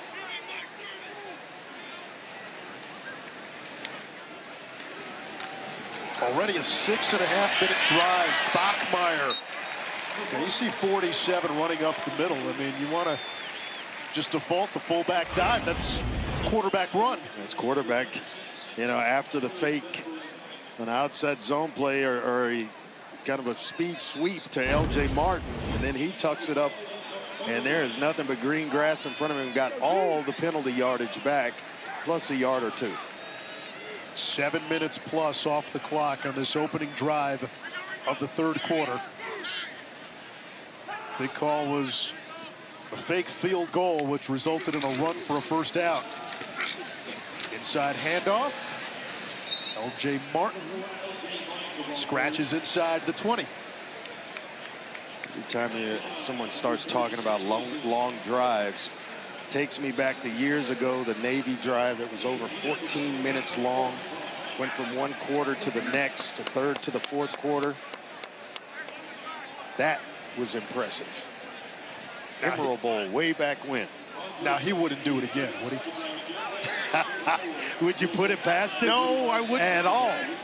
Again, they It's ran 4th and 3 5. consecutive trick plays at one point this season. Would not put it past him whatsoever. They're on alert for it now, though. Did you watch what West Virginia did? No rush. Everybody stood back. And Will Farron puts it through from 37. A drive of 8+ minutes to begin the 3rd by BYU.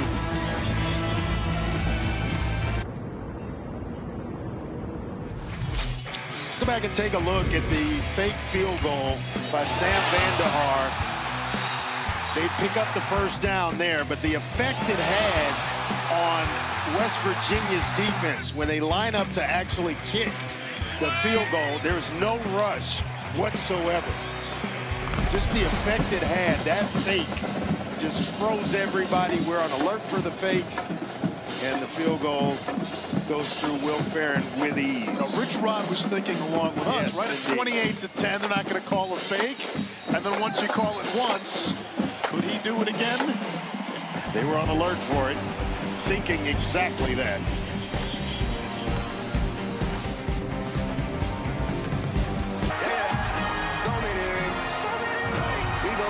Unlock more sports for one unbeatable price. Get unrivaled coverage all year long. Introducing the new ESPN Fox One bundle. College football headlines presented by Edward Jones. All right, Andre, former Houston Cougar, Heisman winner. Can Houston's defense hold Texas Tech in check? I'm actually more concerned about Houston's offense against Texas Tech's defense. I mean, you're talking about two edge rushers that can flat out get after the quarterback, and Connor Wegman's going to have to get the ball out of his hands in a quick way tomorrow night. Vanderbilt looking to go to 6-0 for the first time since 1928. That's when Ruth and Gehrig hit back-to-back in the Yankees lineup. And the last time, as you saw, Vandy and Bama played as ranked teams, 1937. Yeah. That was DiMaggio and Gehrig. Didn't realize the history of how numbers were, you know, back of numbers, or the numbers on the back of jerseys. It was basically the Yankees. It came up with, and it was the batting order. Batting order, yeah. And I had no idea until I did a game at Yankee Stadium and went on a tour of the stadium. Ruth at third, Gehrig fourth. Yep. Khalil Wilkins doesn't get very far. It's 3rd down and 10. Kark. This is West Virginia's first possession of the 3rd quarter. And when I spoke to Rich Rodriguez at halftime, he said more quarterback run, but they need to block the edges much better to get the running game and Wilkins going. The passing game has been non-existent, 20 yards in the first half. And defensively, he said those big plays by Bachmeier are killing him. They need to put pressure on him, and they need to contest the deep ball. BYU brings pressure. Wilkins with a BB across the middle, and it's a 1st down catch by Preston Fox.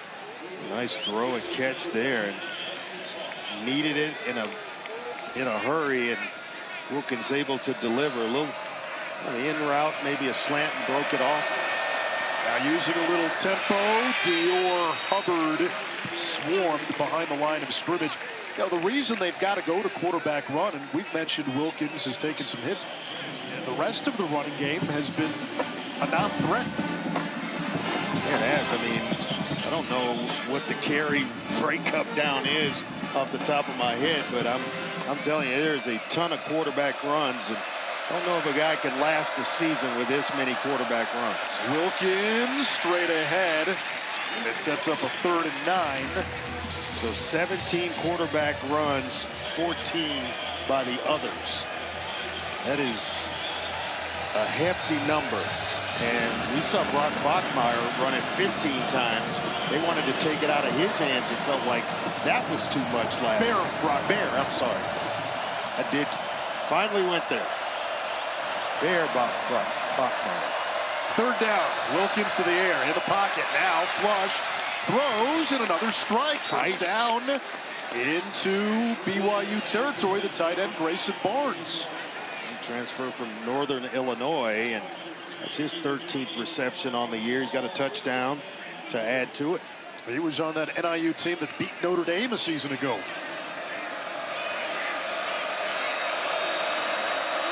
Wilkins loads up, wants one, juggled, wow, and intercepted. Tanner Wall stayed with it. That was a good throw by Wilkins. It was a good throw. It should have been a catch, but credit Tanner Wall for not giving up on it. You see every teammate, especially the guys in the secondary, come over to congratulate him because they know exactly how tough that play was. Safety coming over the top. Interception, 1st down, BYU. Timeout on the field. Clearly had beaten the coverage. Should have been a catch, but the result is a pick. You see Tanner Wall coming over the top, stays with it, reels it in, and it's BYU's ball on the other side. UFC 320 tomorrow night in Vegas, highlighted by 2 title fights. The light heavyweight features 2-bed man in Ankalaev and Pereira. Stonehands Pereira looks for revenge against Ankalaev. Prelims 8 Eastern, main card 10 Eastern on pay-per-view. Buy it at espnplus.com/PPV. It was a good fight the first time. Probably gonna be even better this time around. BYU, meanwhile, after the interception by Wall, starting at its own 5. LJ Martin picks up 5. That was a heck of a play by Tanner Wall from his safety spot to give the ball back to BYU. That's the first. No, that's not Preston Rex. That is Demooney. Jovessa Demooney. So Preston Rex is in the game. Demooney's in there as well. And with the number 2 running back, Sione Moa, out, Kalani Sitake said if he got to a point in this game, he would love to go and give opportunities in the run game to both Rex and Demooney, both who have some speed. Yeah, and it looks like Demooney has some home run type speed. A guy that you see it, just itching to break one. Demooney goes wide. Bachmeier throws him the screen. Has to beat a man in space. He does. Lost the football. It's recovered by West Virginia. That's not going to make his head coach happy, because that's a turnover right at almost in the red zone for West Virginia. This ball secured. Rolling on the field is a catch, a fumble, recovered by the defense, first down. And that ball is out before he comes down. Yeah, Fred Perry making another play, causing another fumble. That's 2 today, 8 for his career. Ben Cutter covered it up. So BYU, which had not turned the ball over offensively all season, they had 1 special teams turnover, has now committed 3 turnovers. Interception and 2 fumbles for this BYU offense. And the last time a fumble was created, West Virginia got in the end zone. Wilkins, zone read keeper. Cycloned down by Logan Latui. So Wilkins on the last drive threw the pick, but that was a good throw, and it wasn't on the quarterback, and he made a couple of good throws before that. So, for West Virginia, can you unlock a bit of Wilkins as a passer over these next 17 minutes? Preston Fox, Grayson Barnes, and then that one was on the money to Vaughn. He just couldn't corral it, and it bounced up, and next thing you know, Tanner Wall had it, but they get it right back here. Out of a 2 tight end look, here is Dior Hubbard looking for some perimeter blocking, gets it, and it sets up a 1st and goal for West Virginia. He read the block well, cut up inside of it, and then showed some speed and toughness to finish the run. That picks up the 1st down and gives them a goal-to-goal situation here. That 9-yard run is the longest run by a non-West Virginia quarterback today. Hubbard to the outside, slips a tackle from Latui, and then falls forward for a couple. It just shows you once again the speed of BYU's defense. It looked like Hubbard was going to come out of that first tackle and then have a shot to turn the corner, and BYU says, we can run on this side of the ball, and they got right to Hubbard and brought him down.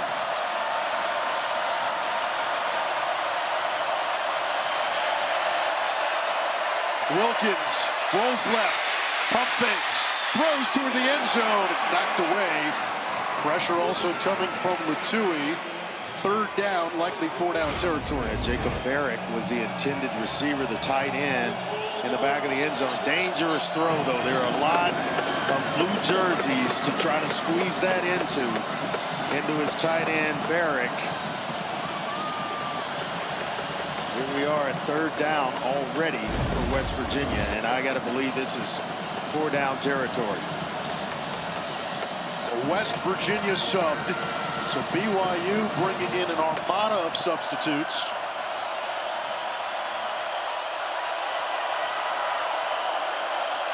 Wilkins, QB draw. Touchdown, Khalil Wilkins. Spread him out. Get thin the look up for him up front. And it's easy to block when it's man on man. All you're trying to do is just invite a guy up the field and turn him. And that provided a nice big hole for Khalil Wilkins to get himself into the end zone. 2 fumbles, 2 touchdowns by West Virginia.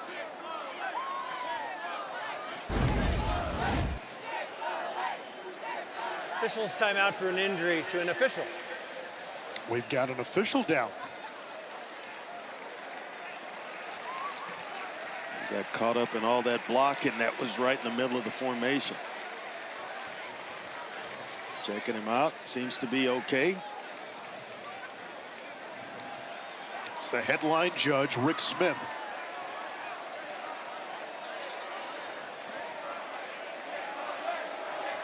I wonder if Matt's got a story or two about getting tangled up in a pile. We may find out after this kick. Something tells me he does.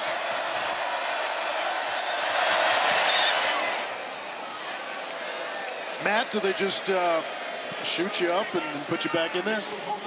Oh, absolutely.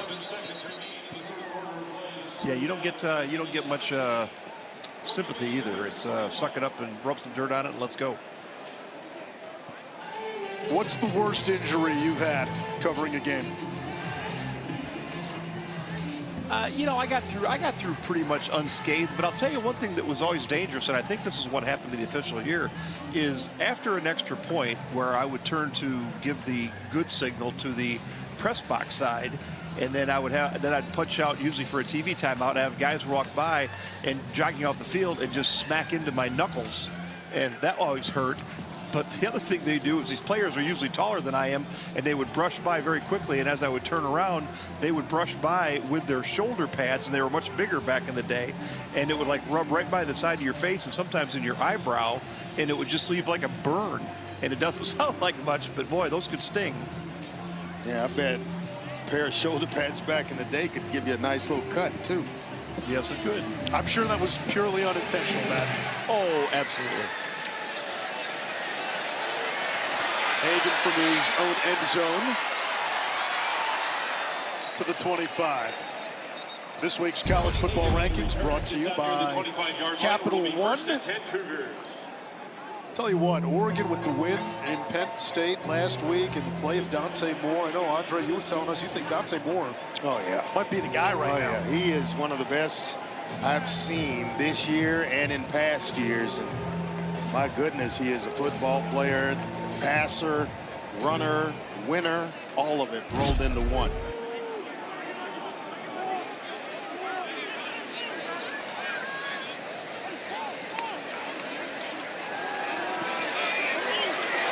Bachmeier lets it fly, another deep shot, and incomplete for Hagan. That's been the play. We've seen that on the first play of a series now 3 or 4 times tonight. And he's trying to go up top to Hagan. They are not done throwing it, that's for sure. They're going to run their offense and try to continue the growth with this youngster who is Bachmeier. He is 9 yards away from the first 300-yard passing game of his career. He's going to have a lot of them before graduation date. Moves the pocket. He's going to get it right here. Kingston navigates the sideline, and he's to the 45-yard line. That's another chunk play, 20 more yards for Parker Kingston. He is a good-looking player. I'm not talking about Bachmeier. I'm talking about Parker Kingston. The way he can, you know, downshift and get the 5th gear and, you know, just run by defenders. The work that he does after the catch is just... Oh, you fired up. What was on your mind? Yeah, we got to take care of the football. I mean, we're just coughing up the ball and giving them another chance, and especially when we have some momentum on offense, and that will kill you right away. So it's the simple things, fundamentals of football, ball security. What do you want to see from Bear on this drive? Yeah, the whole entire offense is just one play at a time and take care of the football. That's all I care about right now. Thank you, Coach. Thank you. 3 turnovers today for Kalani Sitake's BYU Cougars. It's led to 14 West Virginia points. True freshman Bear Bachmeier Going far side to his brother Tiger. That's not going to make the head coach He's not going to happy. be happy. That ball trickles out of bounds, but Not going to make the head man happy. And it happened right in front of him. so a gain of 5. Well, he almost seems disgusted right now with a 31-17 lead. This could turn into a game with a turnover and field position, so I understand. L.J. Martin hit immediately by Vesterinen. That was Kark's Friday night spotlight, the young man from Finland. Eddie V, known as a good run stopper and certainly showing that set of skills right there, along with a lot of others that Kark reported on. If West Virginia comes up with a stop here, it changes the game. Plenty of time. I'm saying any gain here, and Kalani Sitake is going to go. You think so? On 4th down. All right. Yes.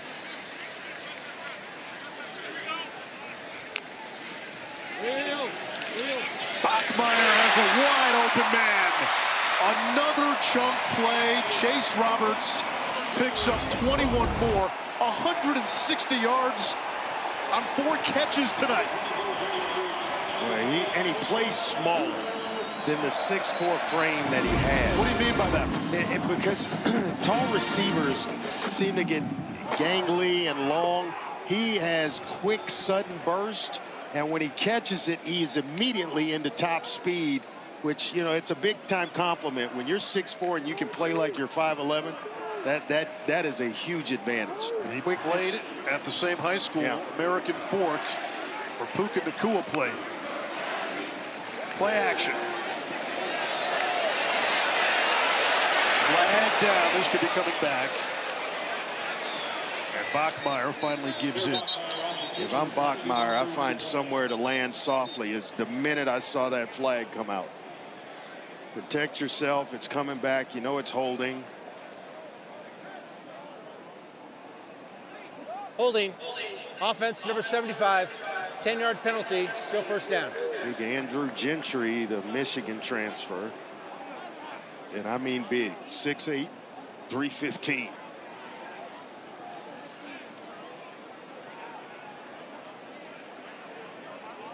From a football family. His father, Todd, played basketball at BYU. His brother played O-line.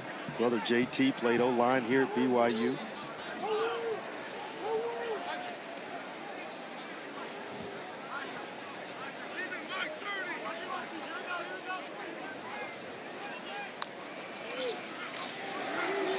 Bachmeier makes the fly sweep, keeps it, and he picks up a huge chunk. Got a lot of it back.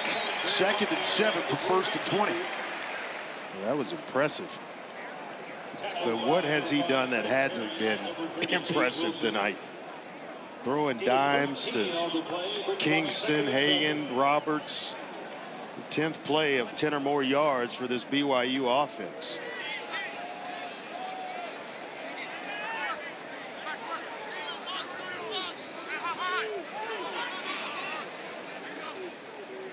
Fred Perry, number 5 for West Virginia, up in the box. L.J. Martin pinballs for a short gain. Jamori Robinson brings him down. Robinson was the defensive player of the year in the American Conference last year for UTSA. He missed the first 3 games of the year while sorting through an eligibility issue. The issue was, in terms of his football presence, he couldn't be with the team for fall camp. And so this was a big-time impact transfer who's still kind of feeling his way back. They need him to get there in a hurry. That was the 31st play running the opponent's territory for BYU. Back to Martin. He's going to be close. 4th down, you got to assume BYU's going to go for it. And with L.J. Martin, he came into this game with already 400 yards on the season, and he was averaging about just under 7.5 yards a carry. That's production as a running back, and so we thought BYU's going to come in this one and just run at West Virginia's smaller defensive line. No, they came out throwing it with their freshman quarterback. BYU is 3 for 3 on 4th down. They give it to Martin. He seems to have enough, but no signal yet. Looked as though he slipped right as he started approaching the line of scrimmage and was lucky to keep his balance and indeed pick up the first down. Disappeared into the crowded wrap of that crowd. And it's first down. BYU back in the red zone. They'll use some more clock. This drive about 5 minutes long. They had an 8-minute drive to begin the third quarter. Tiger Bachmeier in motion. Bear fakes to his brother. Throws downfield. Catch is made by L.J. Martin on the wheel. First and goal, BYU. You can tell L.J. Martin put in a lot of work this offseason. I just don't remember him being this strong and hard to bring down, absorbing punishment and then staying on his feet. He had a nice offseason according to the coaches, and he got a lot stronger, maybe added a couple pounds as well. Junior from El Paso, who's led the team in rushing the last 2 years. To the pistol a little bit. Leading the play clock down to 4. Down to 2. L.J. Martin. Close to the 1. Ben Bogle with the stop. He and Ben Cutter. Bogle had him up top. Cutter had him around the ankles. He is a tough football player, L.J. Martin. And I would not shy away from giving him another carry right here. Jumbo package for BYU.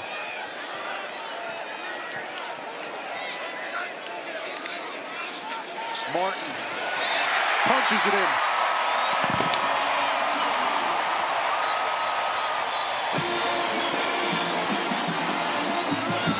So much is made about having a big three, a quarterback, a receiver, and a running back. They've got about a big 5 or 6 with the 3 receivers, Bachmeier, L.J. Martin. You throw in Carson Ryan as well in there. I mean, it's just an impressive collection of skill position players.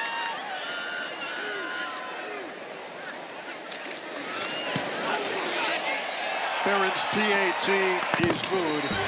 It's back to a 3-score game. 12 plays, 75 yards, almost 7 minutes off the game clock. L.J. Martin and Cosmo made it over. Not shown. We did see a fire extinguisher used on Cosmo's backside, but given the high degree just all of difficulty, we're not going to hold that against him. Cosmo, one of the most entertaining mascots in college football. 8:50 to go in this one. West Virginia ball when we come back. That's Chase Roberts. He's tonight's dependable player. Brought to you by Mavis Tire. How dependable? Very. 4 catches, 161 yards, including one for 85, another for 48. Well, I mean, he has been money tonight. Big catch after big catch for his freshman quarterback. Khalil Wilkins, first career start, takes a shot downfield. Back shoulder throw, and it is complete. That's Jeff Weimer, who spent last year at Idaho State playing for a good friend Dan Hawkins' son, Cody. That's up in Pocatello, about 3 hours north of Provo. Dan Hawkins, former Colorado head coach. Handoff up to the 40-yard line. So, listen, the outcome of this game may be gone. The development of Khalil Wilkins could have short and long-term ramifications for West Virginia. You know, we went through or talked about the progression of completion to Fox, completion to Barnes, and should have been a big completion to Vaughn that resulted in an interception. Hubbard throws the block for Wilkins. And it sets up a 3rd down. But it shows you the growth that Wilkins has had in this game alone. And that's his 18th carry of the ball game, and somewhere around 83 yards or so. And Andre, the fact he is still in there, they haven't gone to Scotty Fox or even a Max Brown, who we weren't sure if he was going to be available. The fact that he's still in tells you that Rich Rod knows that there's growth that could happen over these final 7.5 minutes. He can spin it, that's for sure. Fakes the throw. Clay Ash throws the block. And a 1st down run by Wilkins. Sautuala the tackle. You know, we haven't seen Isaiah Glasker this half, and BYU officials told me he's been dealing with some bumps and bruises. If they needed him in this game, he could return, but he's staying out because of precautionary reasons. Now, there's no Glasker or Kelly, and we see Wilkins getting it done with his feet and his arm. Keeps it on the ground. It's Ash, the walk-on. Did you see what Pat Narduzzi said about Clay Ash a few weeks ago when Pittsburgh and West Virginia were playing? He said, he looks like Scataboo. That's high praise. That's high praise. Big time praise. This kid turned down. I am a big fan of Cam Scataboo. We all were after watching doubt him about last it. year. And Ash turned down a lot of scholarship offers from FBS schools to walk on at West Virginia. That's it complete. We'll get a flag. Bowie, the intended target. Tavion Beasley in coverage.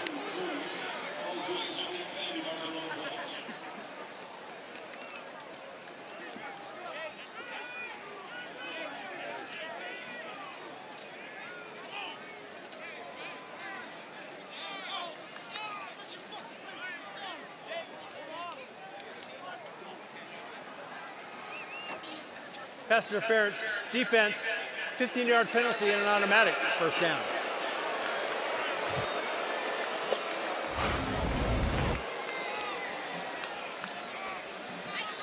See the Bowie working against Beasley on the outside. Pass interference is on number 15. Bunch of hand checking and holding and everything that defines pass interference on that play. Blitz off the edge. On the ground to Ash inside the 15.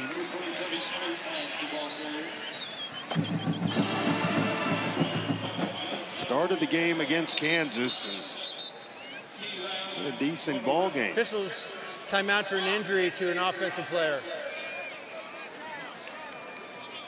It's an injured offensive lineman for West Virginia. Just an offense that has been hit by a tidal wave of key injuries, and it's been to every position. Well, we were talking about this during one of the breaks.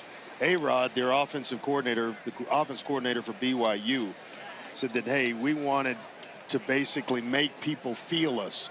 That's something that Alabama used to do. Way back in the day when Coach Saban was there, you play them, it was a hangover for about 2 weeks afterwards that you felt after you played Alabama. BYU kind of along the same lines. Landon Livingston's the starting center. He didn't play last week against Utah. It was Carson Lee. Livingston was injured. Nicole Briscoe and Ryan Smith up late on the East Coast at Sports Center. With those two coming up next, Asia Wilson will join the show after the Aces Game 1 win in the WNBA Finals, plus one-on-one with Steph Curry. What is he thinking as he goes for title number 5 and EJ Manuel previews big matchup between Miami and Florida State. So Carson Lee checks in at center for West Virginia. He started last week. Played well last week. Fake toss. And Wilkins cuts a jagged path inside the 10. 3rd down. Sautuala again. Coming up from that safety spot. They tackle so well, along with the speed and the size on this BYU defense. That, you know, Cart gave that report on Glasker. But the way these reserves have played, you never know. Glasgow wasn't in the game.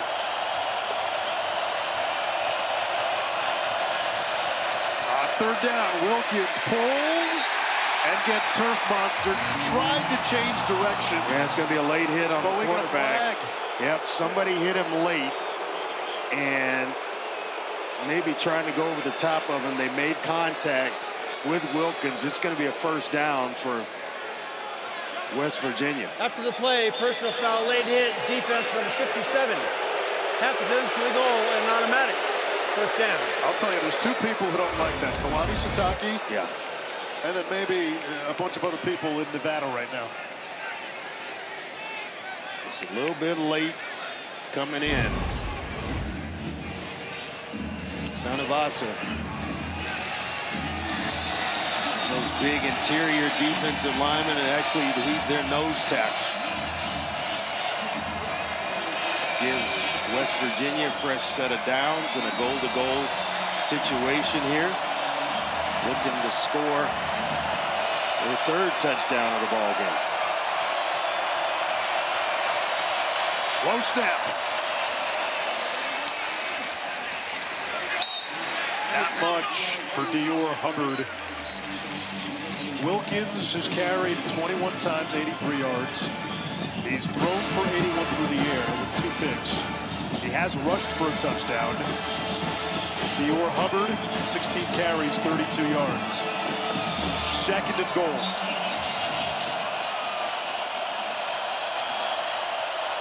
Wilkins looking to run.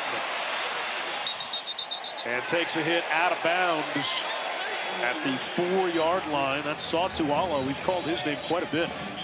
He is a good-looking player. 6'4" safety, 210 pounds, and has excellent range and speed. They play him in the box. They can play him back in coverage. Gives him a lot of versatility on the back end. You mix him in with Tanner Wall, who had the interception. DeMooney, as well as a good player that has made some plays in this game. They're loaded on the defensive side of the ball. Sautuala, 6'4" safety, team high 7 tackles and a timeout by BYU. Yeah, I just think he is not happy right now because BYU of the turnovers, the penalties, all of those things mixed in. Yeah.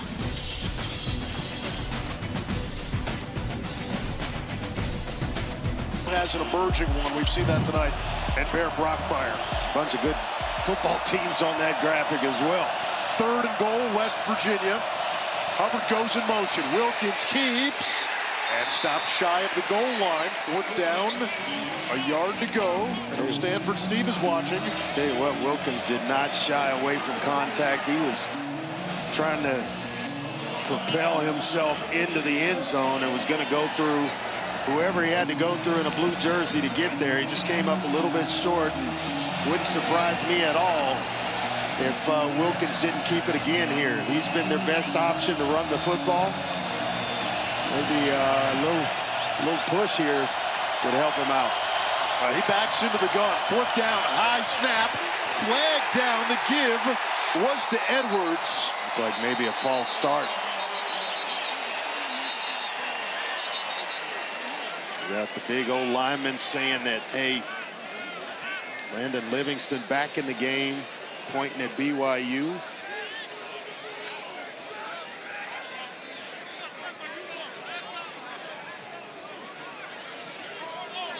Offside, defense number 94, lined up in the neutral zone.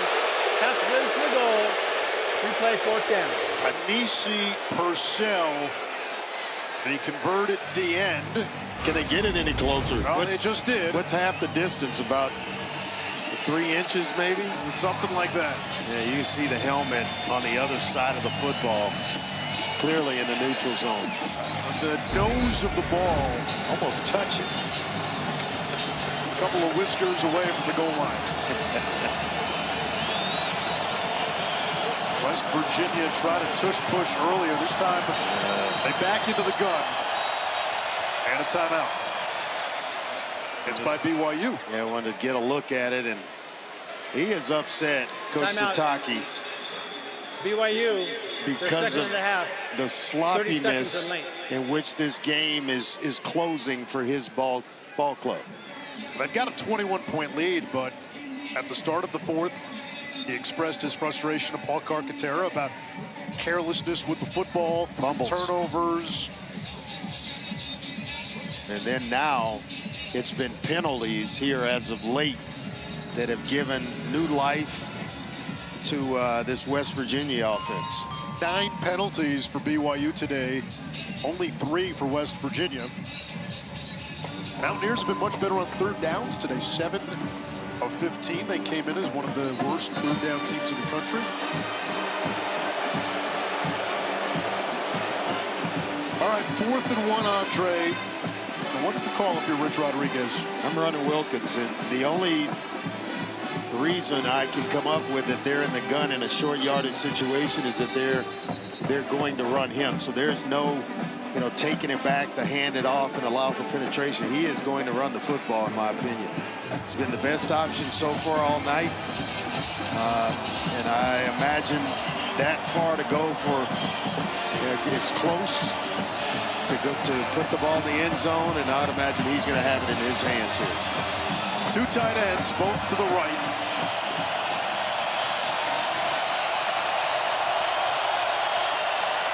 Handoff is to Dior Hubbard. Does he get there? He does not.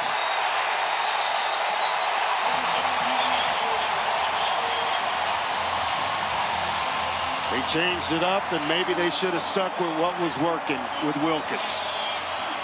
BYU stout, and that makes the head coach happy. Again, not under center. It allows for penetration, and BYU gets the pad levels lower. They get the penetration that they needed and stopped Dior Hubbard right in his tracks around the goal line or so and marching backwards. And that's without their 2 top linebackers in the lineup. BYU will take over at its own 1-yard line. Quarterback sneak for a little bit of airspace. Just give them a little bit of room to breathe as we get close to 3 minutes here. And how about the timeout by Kalani Sitake? Saw the lineup or the formation, quickly called a timeout, got the right defense called by his defensive coordinator Jay Hill, and got the stop that he needed. For Khalil Wilkins, the West Virginia quarterback, first career start on the road, top 25 opponent, stingy defense. Now, if you're looking for a silver lining going back to Morgantown,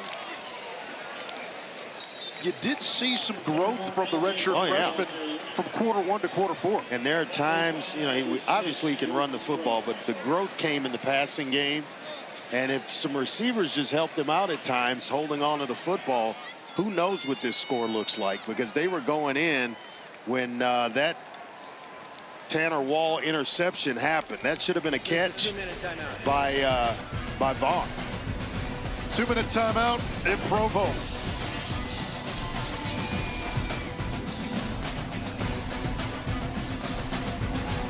Game flow brought to you by Progressive.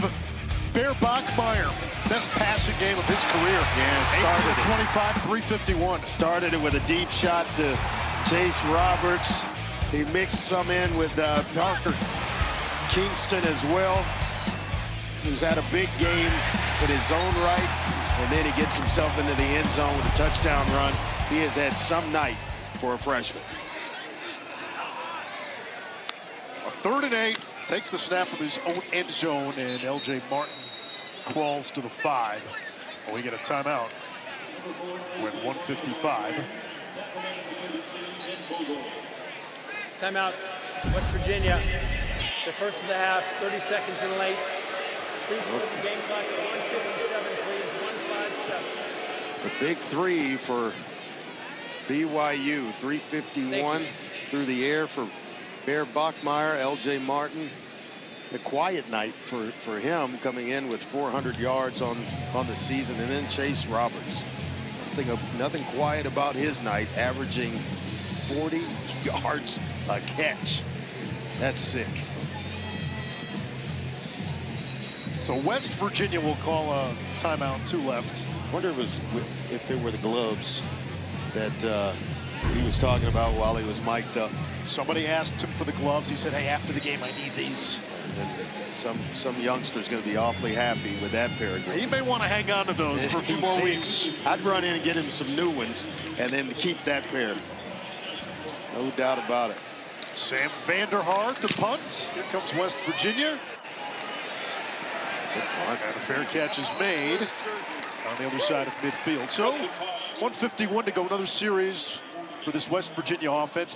If you're just joining us, it was a big story in the offseason. Rich Rodriguez coming back to West Virginia after all these years. New quarterback is Scotty Fox.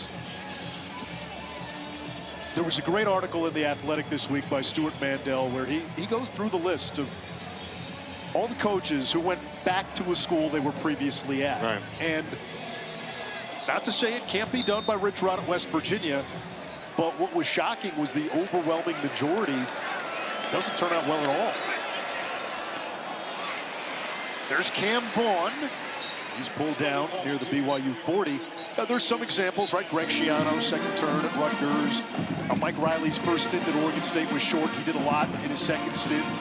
Plus, trying to do it in today's climate of college football, that makes it even tougher. Caught by Weimer. And the landscape for West Virginia has changed. When Rich Rod left that program, they were a top 5 program nationally, rolling. 2007, if they beat Pittsburgh in the regular season finale, they're playing for a national championship. They had the stars of stars. Fox lets it fly and connects with Cam Vaughn for a touchdown.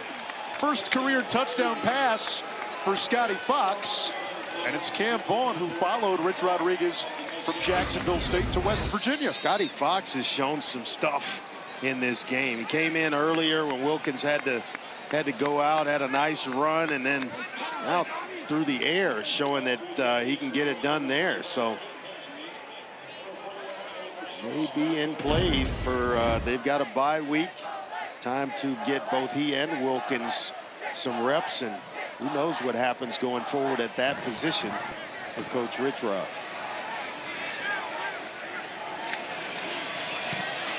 Hensley's PAT is good. It is 38-24. Some notable names. Obviously, Bill Snyder, second go-around, was able to re-steady that K-State program.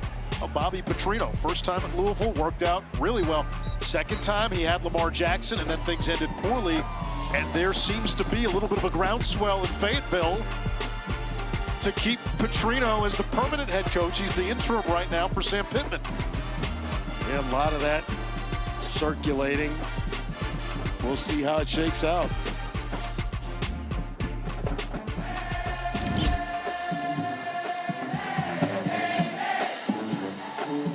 Mac Brown had his second stint at UNC. He was dumped in the offseason with the Tar Heels bringing in Bill Belichick. Randy Edsall was another one where second time around at UConn and didn't go nearly as well as the first stint. The guy I liked for that Arkansas job was a running backs coach there at one time, and now he's the head man at UTSA, and Coach Traylor. Jeff Traylor. Yes. Onside kick attempt. BYU covers it up.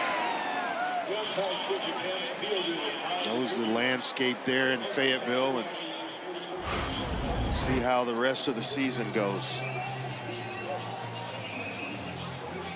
The hands team out. Now, Sir Manhagan, who's had quite the evening himself.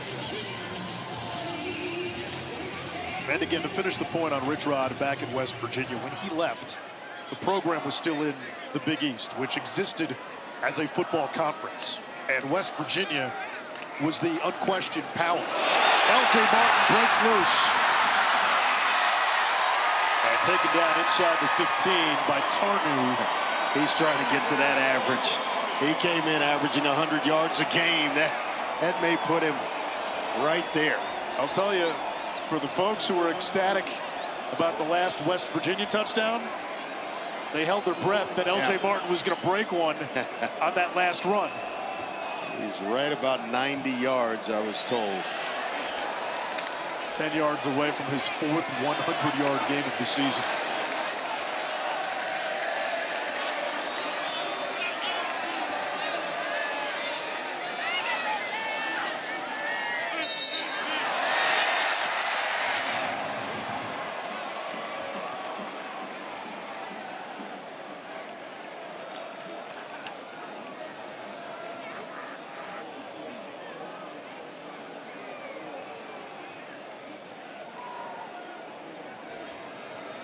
False start, offense, number 55, 5-yard penalty, first down.